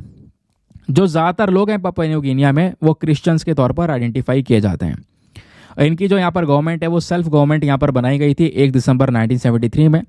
और स्पेशली यहाँ पर ये बाद में एक आज़ाद देश बना 16 सितंबर 1975 में। यहाँ पर एक कॉन्स्टिट्यूशनल मोनार्की है, कॉमनवेल्थ का यहाँ पर हिस्सा है। ब्रिटिश मोनार्क आपको यहाँ पर देखने को मिल जाता है। बाकी कॉमनवेल्थ ऑफ नेशन का एक ये फुल टाइम मेंबर भी आपको देखने को मिलेगा। तो पपुआ न्यू गिनिया के बारे में ये कुछ बेसिक डेटा है जिसको ध्यान में अवश्य रखना है। नाउ फाइनली आते हैं आज के अपने एडिटोरियल डिस्कशन पे। हमारे पास में 3 रेलिवेंट एडिटोरियल्स हैं। वैसे आज के एडिटोरियल सेक्शन में एक और एडिटोरियल है ह्यूमन वाइल्ड लाइफ कॉन्फ्लिक्ट को लेकर, लेकिन आज से 4-5 दिन पहले ऑलरेडी दोस्तों मैं वो डिस्कस कर चुका हूँ, बहुत डिटेल से आपको पढ़ा चुका हूँ केरला के उस इशू के बारे में, तो उसको हम कवर नहीं करेंगे। बाकी जो हमने नहीं पढ़ा है वो ज़रूर से कवर करेंगे। सबसे पहले एडिटोरियल में यहाँ पर बात की जा रही है कि भाई जो कंस्ट्रक्शन हो रहा है उसमें एक नया तरीका हमें अपनाना चाहिए ताकि कंस्ट्रक्शन से हुए हुए पोल्यूशन को रोका जा सके। फिर सेकंड एडिटोरियल में सुप्रीम कोर्ट ने एक मैटर को देखा है, एक केस बहुत पुराना चर्चाओं में आ चुका है, जिसके बेसिस पर उन्होंने जेंडर इक्वालिटी की बात की है। ठीक है, उसके अलावा जेंडर जो डिस्क्रिमिनेशन है, जो भेदभाव हो रहा है, इसको रोकने की बात की है। तो जेंडर इक्वालिटी के ऊपर कुछ इंपॉर्टेंट चीज़ें डिस्कस करेंगे और आज का मेंस का क्वेश्चन भी जेंडर इक्वालिटी के ऊपर है, तो बने रहना। बाकी एक और एडिटोरियल है जहाँ पर इलेक्टोरल रीजंस के बारे में बात की गई है। भाई इलेक्शन का सीजन आ रहा है, तो इस दौरान हमें अपने हेल्थ सिस्टम के ऊपर एक स्पेशल फोकस करना होगा। क्या है राइटर के पॉइंट ऑफ व्यूज, वो भी डिस्कस करेंगे। तो चलिए शुरुआत करते हैं अपने फर्स्ट इंपॉर्टेंट एडिटोरियल से, जहां पर एंडिंग डिस्क्रिमिनेशन को लेकर पर्टिकुलर एडिटोरियल पब्लिश हुआ है। हुआ क्या, मैं आपको पूरा ये मैटर समझाता हूँ कि आखिरकार ये चर्चाओं में क्यों। मैंने आपको ये स्क्रीनशॉट दिखा दिया है कि हाँ ये आज के अखबार का आपका एडिटोरियल है, और ये हमारी अखबार की सारी कटिंग्स से ध्यान रखना है। इन कटिंग्स को इस तरीके से मैंने प्रेजेंट कर रखा है ताकि आपको बढ़िया तरीके से सब कुछ समझ में आए। दोस्तों हुआ ये, सुप्रीम कोर्ट के पास में एक केस गया हुआ था और उस केस में एक महिला थी और उन महिलाओं को क्या हुआ कि शादी की वजह से नौकरी से निकाल दिया गया। भाई वो शादी करने जा रही थी, इस वजह से यहाँ पर नौकरी उनकी छीन ली गई। वो मैटर सुप्रीम कोर्ट ने अब देखा और सुप्रीम कोर्ट दोस्तों काफ़ी गुस्सा हुआ। सुप्रीम कोर्ट ने इन सब रूल्स को ऑब्जर्व करते हुए ये बोला कि terminating employment because the women has got married is a course case of gender discrimination and inequality. ये सुप्रीम कोर्ट के ऑर्डर में मेंशन किया गया।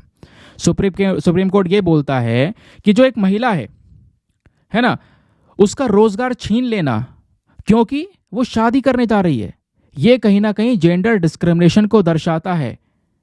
भाई यहां पर असमानताएं तो हो रही हैं, आपने इक्वल रखा ही कहां दोनों लोगों को कि भाई वो शादी करने जा रही है, इस चक्कर में आपने क्या कर लिया, उसकी नौकरी छीन ली। क्योंकि ये केस हुआ था, ये केस दोस्तों बहुत पुराना है, 1988 का। ये जो केस है, यहां पर जो सेलिना जॉन थी, सेलिना जॉन के यहाँ पर जो राइट्स हैं इसको यहाँ पर रिस्पेक्ट किया गया। सेलिना जॉन एक farmer lieutenant permanent commissioner officer military nursing service के अंदर ये सर्व कर रही थी। इनको इनकी सर्विस से निकाल दिया गया 1988 में। क्यों? क्योंकि यहाँ पर इन्होंने शादी कर ली थी, उसकी वजह से। तब से यहाँ पर एक केस चल रहा है। अब इस केस में यहाँ पर जो बेंच है सुप्रीम कोर्ट की वो बैठी और इस बेंच को हेड किया था जस्टिस संजीव खन्ना साहब ने, और केंद्र सरकार से बोला कि भाई आप इस मैटर को देखते हुए जो ये मिसेस जॉन हैं इनको 60 लाख रुपए का मुआवजा दोगे आने वाले 8 सप्ताहों के अंदर। भाई ये मुआवजा आपको देना होगा क्योंकि आपने इनको नौकरी से निकाला, क्योंकि ये शादी कर रही हैं इस वजह से। तो इसी के बेसिस पर यहां पे सुप्रीम कोर्ट बोलता है ये चीज कहां से आई दिमाग में, ये क्या था, क्यों किया गया, इसके पीछे का क्या रीजन था। हम लोग एक तरफ फोकस कर रहे हैं महिलाओं का पार्टिसिपेशन बढ़ाने के लिए, स्पेशली वर्क के अंदर, और दूसरी तरफ दोस्तों इस प्रकार के बैरियर्स ऑलरेडी देखो पहले ही कई सारी दिक्कतें हैं एजुकेशन में, एम्प्लॉयमेंट में, अपॉर्चुनिटीज में, बट जिसको रोजगार मिला हुआ है, जो यहाँ पर ऑलरेडी सर्व कर रहा है, उसके साथ में ये काम करना अगेन तो जेंडर डिस्क्रिमिनेशन जो हम एक बार खत्म करने की बात करते हैं, जेंडर इक्वालिटी की जो मांग करते हैं, उसमें फिर तो पता नहीं कितना ही समय लगेगा। ये बात यहाँ पे सुप्रीम कोर्ट ने मेंशन की। अब यहीं पर ये तो हमने पूरा एडिटोरियल अलग कर दिया। इस न्यूज़ को अगर हम साइड में करके पढ़ें, जेंडर इक्वालिटी के बारे में थोड़ा सा बेसिक चीज़ा बैकग्राउंड डेटा, तो ज़रा इस बात को ध्यान से सुनना ताकि आप एक अच्छा सा आंसर भी लिख सको जो अभी मैं आपको क्वेश्चन दूंगा उसका। तो बात यहाँ पर है जेंडर इक्वालिटी की और हमारी रिप्रोडक्टिव ऑटोनॉमी की। तो दोस्तों जेंडर इक्वालिटी क्या है? जहाँ पर मैन और वेमेन यानी कि पुरुष और महिला दोनों को यहाँ पर इक्वल, एक समान देखा जाए। भाई दोनों के पास में सेम पावर्स हैं, दोनों ही सोसाइटी के मेंबर हैं, दोनों ही इंसान है पहली चीज़। तो इकोनॉमिक प्रोग्रेस में दोनों का कंट्रीब्यूशन इक्वल बेसिस पर हमें यहाँ पर पार्टिसिपेशन करवाना है। तो ये एक इंपॉर्टेंट चीज़ होती है जेंडर इक्वालिटी की। और जेंडर इक्वालिटी से ही दोस्तों क्या होता है, देश का इकोनॉमिक डेवलपमेंट होता है, आर्थिक विकास होता है। भाई जो वेमेन है इंडिया के अंदर केवल मेन ही थोड़ी ना है, महिलाएं भी हैं, और भारत आज के समय पर सबसे ज़्यादा आबादी वाला देश है। तो आधी पॉपुलेशन सब समझो यहाँ पर वेमेन की है, तो उनके पास भी यहाँ पर ह्यूमन कैपिटल का एक बहुत बड़ा पोटेंशियल है। और अगर जेंडर इक्वालिटी हम अचीव कर लेते हैं तो महिलाएं भी क्या करेंगी, हमारी इकोनॉमी में बढ़कर कंट्रीब्यूट करेंगी। और हमारे पास में एक रिपोर्ट है 2018 की, 2018 में मैकेंजी ग्लोबल इंस्टीट्यूट की जो रिपोर्ट है उसके अकॉर्डिंग बात करेंगे तो बोला गया कि अगर हम महिलाओं को एक समान रखते हैं, वेमेन इक्वालिटी को अगर हम थोड़ा बढ़ाते हैं, तो इससे इंडिया की जीडीपी के अंदर एक बहुत बड़ी बरावट कह सकते हो, मतलब बढ़ोतरी देखने को मिलेगी। 18% दोस्तों यहाँ पर जो ये इंडिया की जीडीपी है, इंडिया वो यहाँ पर बढ़ती हुई नजर आएगी 2025 तक।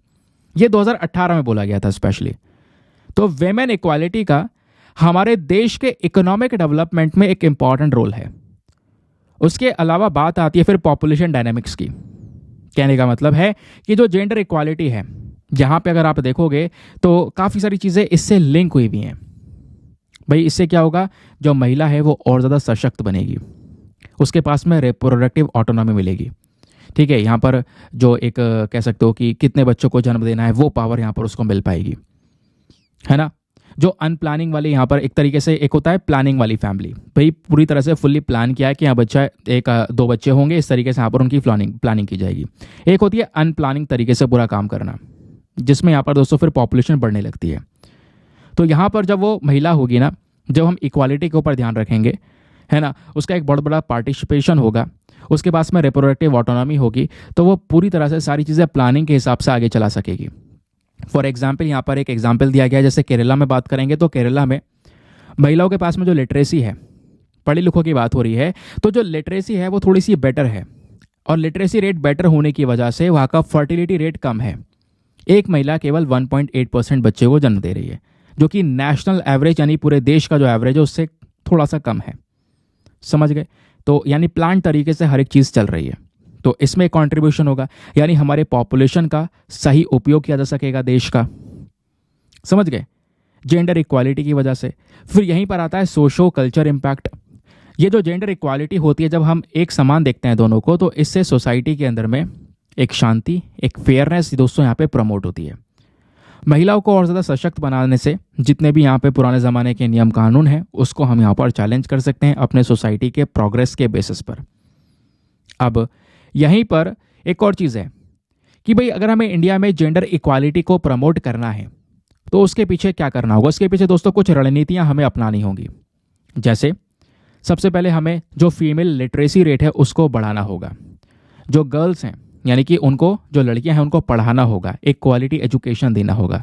सबसे पहला कदम यह है जेंडर इक्वालिटी की तरफ। दूसरा, इकोनॉमिक एम्पावरमेंट, यानी जो महिलाएं हैं उनको भी पुरुष की तरह एक इक्वल अपॉर्चुनिटी देनी होगी रोजगार के अंदर, ताकि वो काम कर सकें। अलग अलग स्कीम्स हम उनके लिए लेकर आ सकते हैं। तीसरा काम, लीगल रिफॉर्म्स करने होंगे, अपने जो कानून है उसमें बदलाव करने होंगे, ताकि कहीं कहीं पर जो जेंडर बेस्ड डिस्क्रिमिनेशन है उसको रोका जा सके, ख़त्म किया जा सके।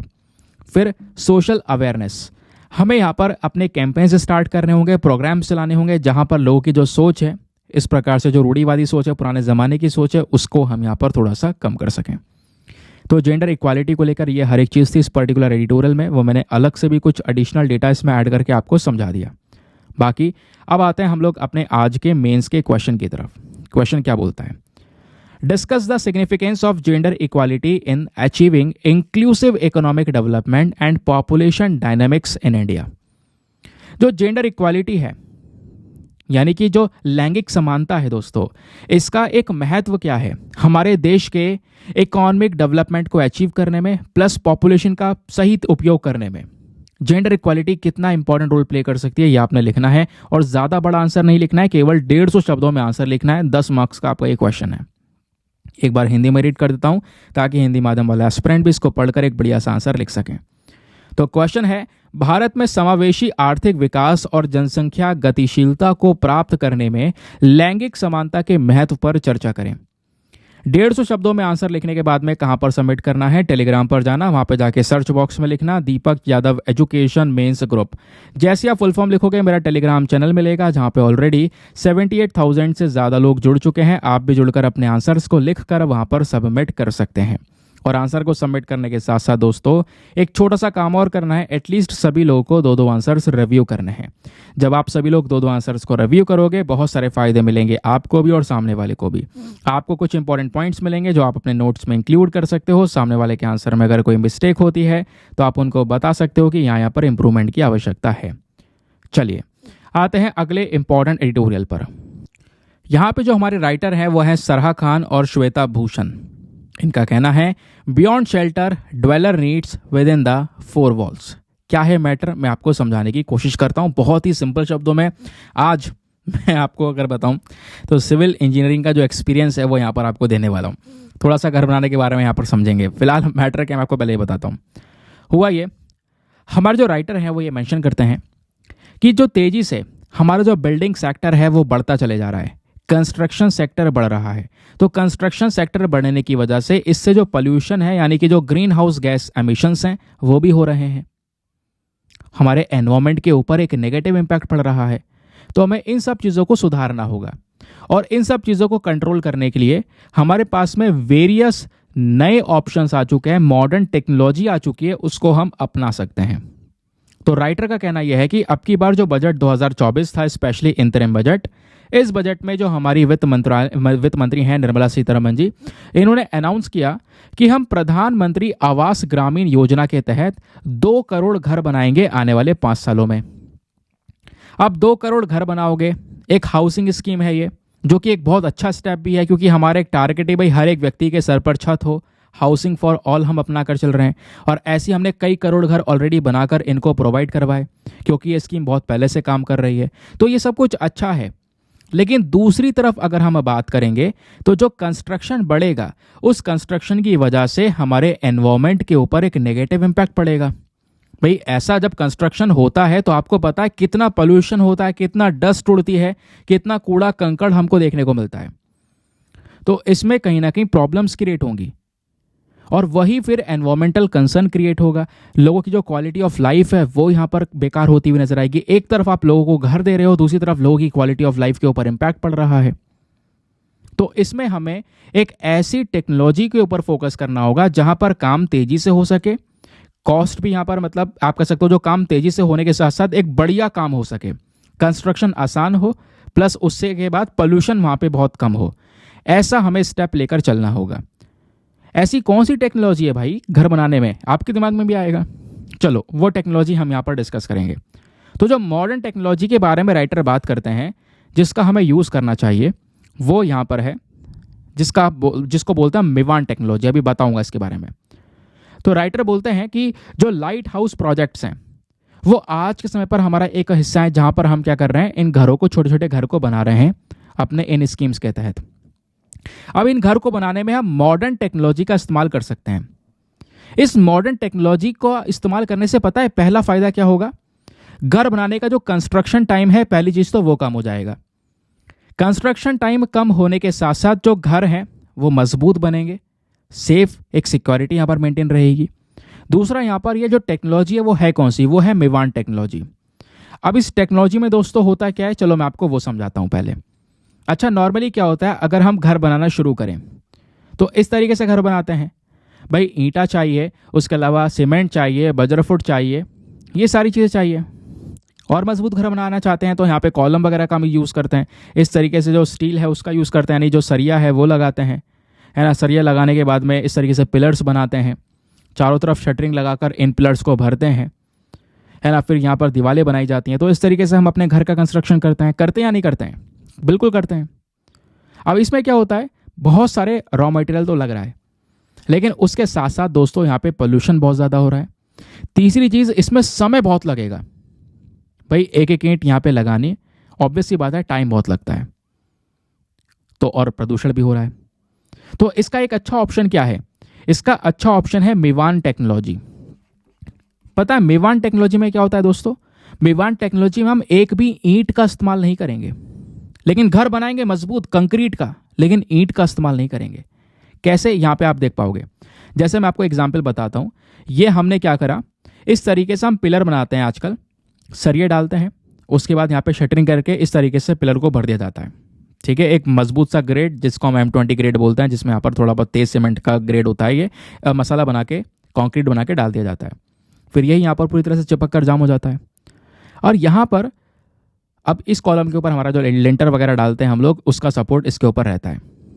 लेकिन अगर आप इस वाले स्ट्रक्चर को देखोगे मेवान में, तो मेवान में जो बिल्डिंग्स बनाई जाती हैं पूरी पूरी कंप्लीट कंक्रीट की ही बिल्डिंग बनाई जाती है, कंप्लीट कंक्रीट की। कैसे? ईंट का इस्तेमाल क्यों नहीं हो रहा है दोस्तों? जैसे हम पिलर भरते हैं ना, वैसे ही देखो सारी शटरिंग है। हम क्या करेंगे, नीचे थोड़ी शटरिंग लगाएंगे, शटरिंग लगाने के बाद में इस तरीके से यहाँ पर जो हमारा सरिया वगैरह है वो सब खड़े करें और कंक्रीट भरते हुए चले जाएंगे। तो ईंट का इस्तेमाल नहीं है, ये हमने सीधे सीधे सरिये खड़े करे और पीछे इसके ढक दिया और उधर ढक दिया, एक सपोर्ट लगा दिया और इसमें कंक्रीट भर दिया। और कंक्रीट भर दिया तो एक पूरी की पूरी दीवार बन गई। ईंट का इस्तेमाल नहीं है, वही जो हम मोर्टार डाल रहे थे, वही कंक्रीट जो पिलर में डाल रहे थे, वही कंक्रीट हमने सीधा इसमें डाला। फिर ऐसे ऊपर लगाया, फिर कंक्रीट भर दिया, ऐसे ऊपर लगाया, फिर कंक्रीट भर दिया। तो कंक्रीट से ही भर भर के हमने क्या कर दिया, पूरी बिल्डिंग का स्ट्रक्चर को तैयार कर लिया, जो कि काफ़ी ज़्यादा मजबूत, ड्यूरेबल और उसके साथ साथ यहाँ पर कम टाइम में तैयार हो जाता है। क्योंकि आपने सीधा क्या करना है, शटरिंग लगानी है और दूसरे दिन पर कंक्रीट एक साथ बनाकर भर देना है मशीन से, फिर उसके ऊपर लगानी है, फिर भर देना है।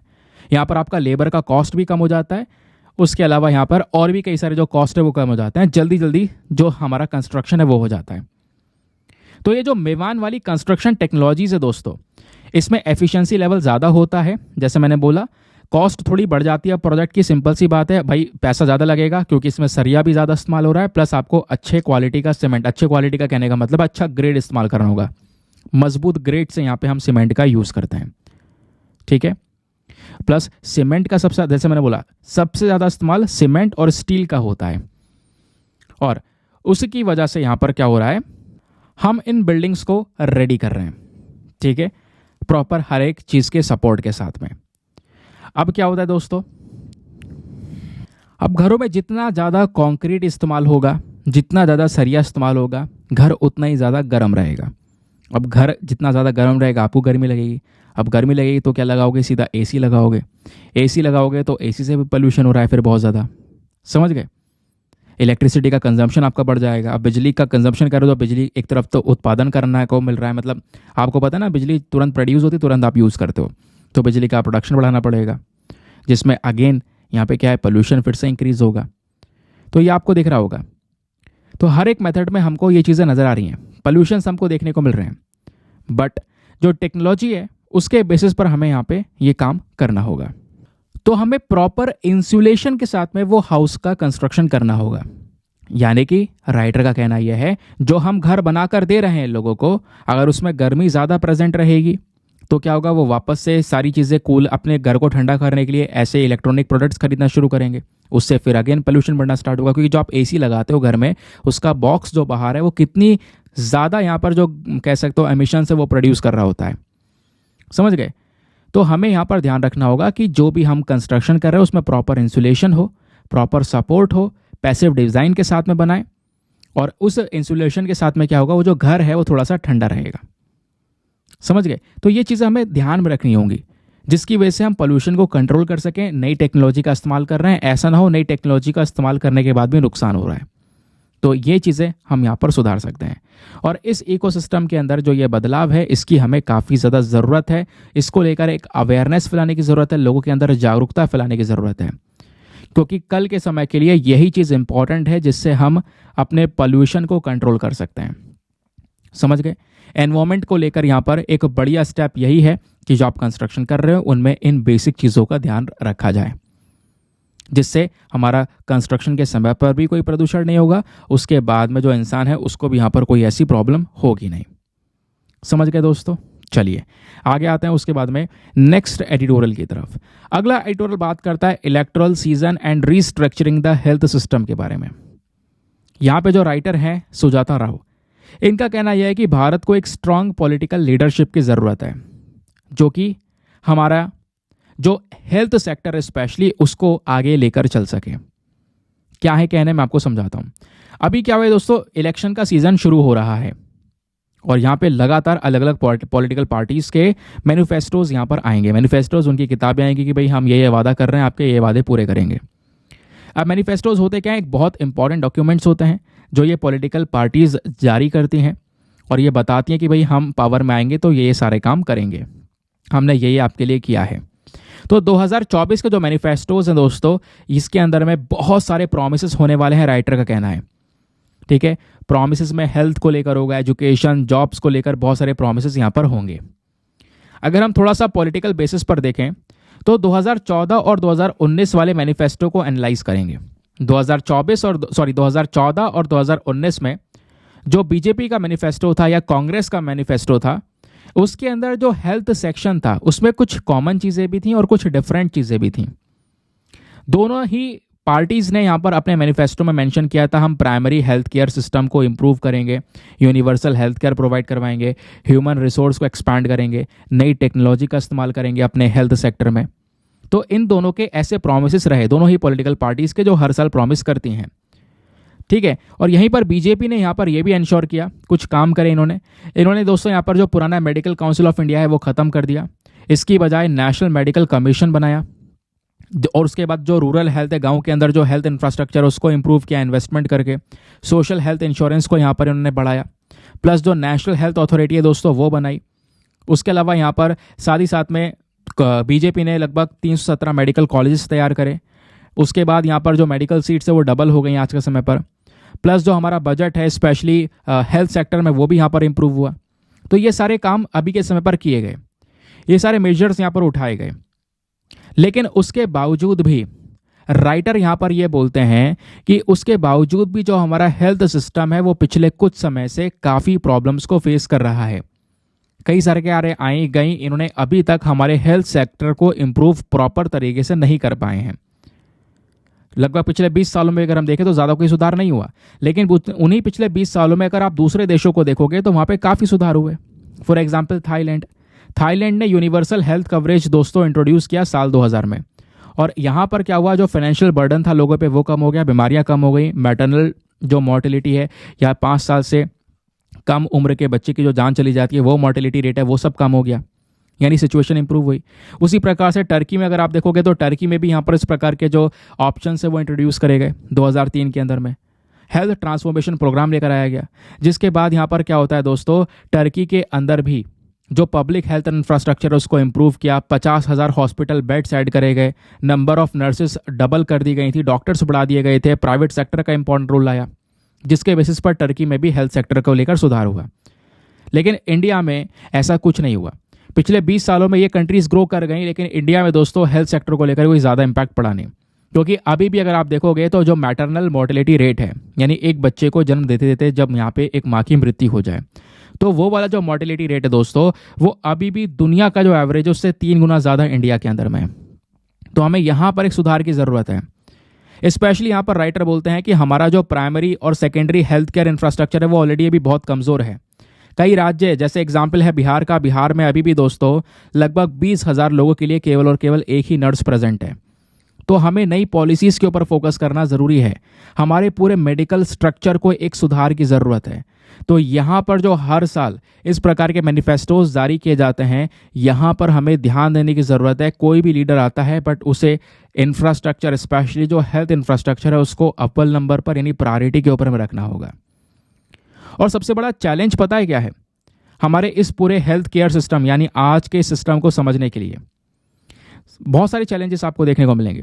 हमारे पास में स्किल्स की कमी है, ट्रेनिंग्स की कमी आपको देखने को मिलेगी, प्रॉपर स्टाफ नहीं है, स्टाफ की कमी आपको नजर आएगी। तो हमें पूरा प्रॉपर एक प्रोसेस बनाना होगा जहां पर हम प्रॉपर तरीके से जो हॉस्पिटलाइजेशन है, जिसकी एक डिमांड होती है हॉस्पिटल के अंदर में, हर एक डिमांड को पूरा कर सकें, जिससे जो इंडिया के अंदर में जो अलग अलग बीमारियां हैं, एजिंग पॉपुलेशन है ना, अलग अलग प्रॉब्लम्स हैं, वो सब खत्म की जा सके।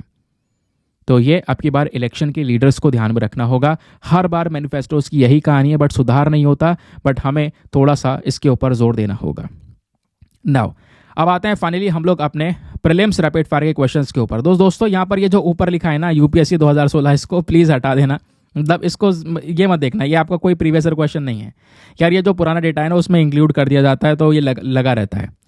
ये आपके प्रैक्टिस क्वेश्चन है, ज़्यादा क्वेश्चन नहीं लेकर आया हूँ आज मैं, 2-3 क्वेश्चन है तो आप उसको अटेम्प्ट करना। तो पहला question number 1, good Friday agreement. Good Friday agreement दोस्तों यहाँ पर किस चीज़ से रिलेटेड है ये आपने बताना है। ऑप्शन नंबर ए WTO के इकोनॉमिक रिफॉर्म से, या option number B United Kingdom के अंदर कॉन्स्टिट्यूशनल अमेंडमेंट से, या फिर option number C Northern Ireland में पीस और पॉलिटिकल स्टेबिलिटी बनाने के लिए एग्रीमेंट हुआ था, या फिर ऑप्शन नंबर डी जो हमारी convention of migratory species guidelines है उसके लिए एग्रीमेंट हुआ है। तो बताओ चारों में से सही उत्तर यहाँ पर क्या है, गुड फ्राइडे एग्रीमेंट किस चीज़ से रिलेटेड है। नाउ अगला क्वेश्चन इंटरेस्टिंग सा है, बहुत ही सरल है। क्वेश्चन है which of the following are related to Satyendra Nath Bose. Satyendra Nath Bose ji से संबंधित इन चारों में से क्या क्या चीज़ें आपको नजर आएंगी। Option number A Planck's law, B quantum statistics, या सी बोसोन, या फिर D fifth state of matter. तो बताओ इनमें से क्या सही है। ऑप्शन नंबर ए 1 और 2 ओनली, बी 2 और 3 ओनली, सी 1, 2 और 3, या फिर डी इनमें से कोई नहीं। फिर एक और प्रश्न आता है ला नीना को लेकर। तो ला नीना के रेफरेंस में दोस्तों 2 स्टेटमेंट हैं, बताना इनमें से कौन सा स्टेटमेंट सही है। पहला जो ला नीना है दोस्तों, ये एक unusual warming of surface water, जो हमारा पैसिफिक ओशन है स्पेशली, तो जो ईस्टर्न पैसिफिक ओशन है वो अनयूजुअल तरीके से गर्म हो जाता है, वही यहाँ पर ला नीना है। सेकेंड स्टेटमेंट यहाँ पर बोलता है कि 2022 के अंदर जो सर्दियाँ थीं, 2022 के सर्दियों के समय पर जो नदर्न इंडियन स्टेट सिटीज़ हैं, नॉर्थ में जो इंडिया के शहर हैं, वहाँ पर ज़्यादा एयर क्वालिटी ख़राब हुई, ला नीना के इवेंट की वजह से। तो बताओ दोनों स्टेटमेंट में से कौन सा स्टेटमेंट सही है। Option number A 1 only, B 2 only, C दोनों सही है, डी दोनों के दोनों गलत हैं। तो दोस्तों बस आज हमारे पास में यही 3 क्वेश्चन है, ज़्यादा क्वेश्चन मैं लगा नहीं पाया हूँ क्योंकि डिले हो रहा था वीडियो को, इसी वजह से। आप फटाफट इन क्वेश्चन के आंसर देख लेते हैं। सबसे पहले इस वाले क्वेश्चन का आंसर को देखेंगे, तो इनमें से कौन सा स्टेटमेंट है ये दोनों में से। तो दोस्तों यहाँ पे दोनों के दोनों स्टेटमेंट गलत हैं, यानी option number D neither one nor two is the correct answer. क्यों? तो यहाँ पर बोला जा रहा है जो ये ला नीना है, क्या ये वाकई में एक unusual warming of surface water है, वो भी ईस्टर्न पैसिफिक ओशन में? नहीं। दूसरा, 2022 में जो ये विंटर्स हुए थे उसमें क्या जो नदर्न इंडियन सिटीज़ हैं वहाँ पर एयर क्वालिटी ज़्यादा बेकार हुई ला नीना की वजह से? तो हाँ, एयर क्वालिटी बेकार तो हुई, लेकिन वो नदर्न इंडियन सिटीज़ में नहीं, सदर्न इंडियन सिटीज़ में बेकार हुई। दैट इज़ वाई यहाँ पे ऑप्शन नंबर डी दोनों के दोनों स्टेटमेंट हमारे गलत हैं। फिर आपसे यहाँ पे से पूछा गया सत्येंद्र नाथ बोस जी को लेकर बताओ 4 स्टेटमेंट है, इनमें से कौन सा स्टेटमेंट सही है। इसको एक बार चेक कर लेना। तो वैसे यहाँ पर सी वाला ऑप्शन आपको देखने को मिलेगा कि यहाँ पर ये स्टार्टिंग के 3 सही हैं, planks law, quantum statistics and boson, ये सारी चीज़ें सही हैं, ठीक है। बाकी इसको एक बार चेक कर लेना यार, मुझे लग रहा है चौथा वाला भी सही है, इस वजह से यहाँ पर ऑप्शन नंबर सी लगा हुआ है। बट एक बार यहाँ पर उसको आप रीमैच कर लेना, बाकी मैं इसका जो आंसर है वो प्रेजेंट कर दूंगा, डोंट वरी। हाँ, इस वाले क्वेश्चन पर आते हैं कि जो गुड फ्राइडे एग्रीमेंट है ये किस चीज़ से रिलेटेड है। तो इसका सही उत्तर ऑप्शन नंबर सी, हमारे नदर्न आयरलैंड के अंदर में शांति बनाने के लिए और पॉलिटिकल स्टेबिलिटी के लिए दोस्तों यहाँ पर ये जो अग्रीमेंट है उसको किया गया था बहुत पहले। तो ये अग्रीमेंट इस चीज़ से रिलेटेड आपको देखने को मिल जाएगा। तो ये था हमारा आज का पूरा पर्टिकुलर सेशन। आई होप आपको मज़ा आया होगा, बहुत कुछ जानने को मिला होगा। प्रीलिम्स वाले क्वेश्चन पर आते हैं। क्वेश्चन ये था 2021 का कि जो ब्लू कार्बन है वो क्या है। तो इसका सही उत्तर है ऑप्शन नंबर ए, ब्लू कार्बन ऐसा कार्बन है जिसको ओशंस और कोस्टल इकोसिस्टम के थ्रू कैप्चर किया जाता है, यानी जो हमारे समुद्र हैं या कोस्टल इकोसिस्टम है, जब ये कार्बन को अपने पास में कैप्चर करके रखते हैं, पकड़ कर रखते हैं, तो उस कार्बन को हम ब्लू कार्बन बोलते हैं, ठीक है ना। मिलते हैं आपसे अगले वीडियो में। आज के लिए bye bye, have a nice day, thank you and जय हिंद।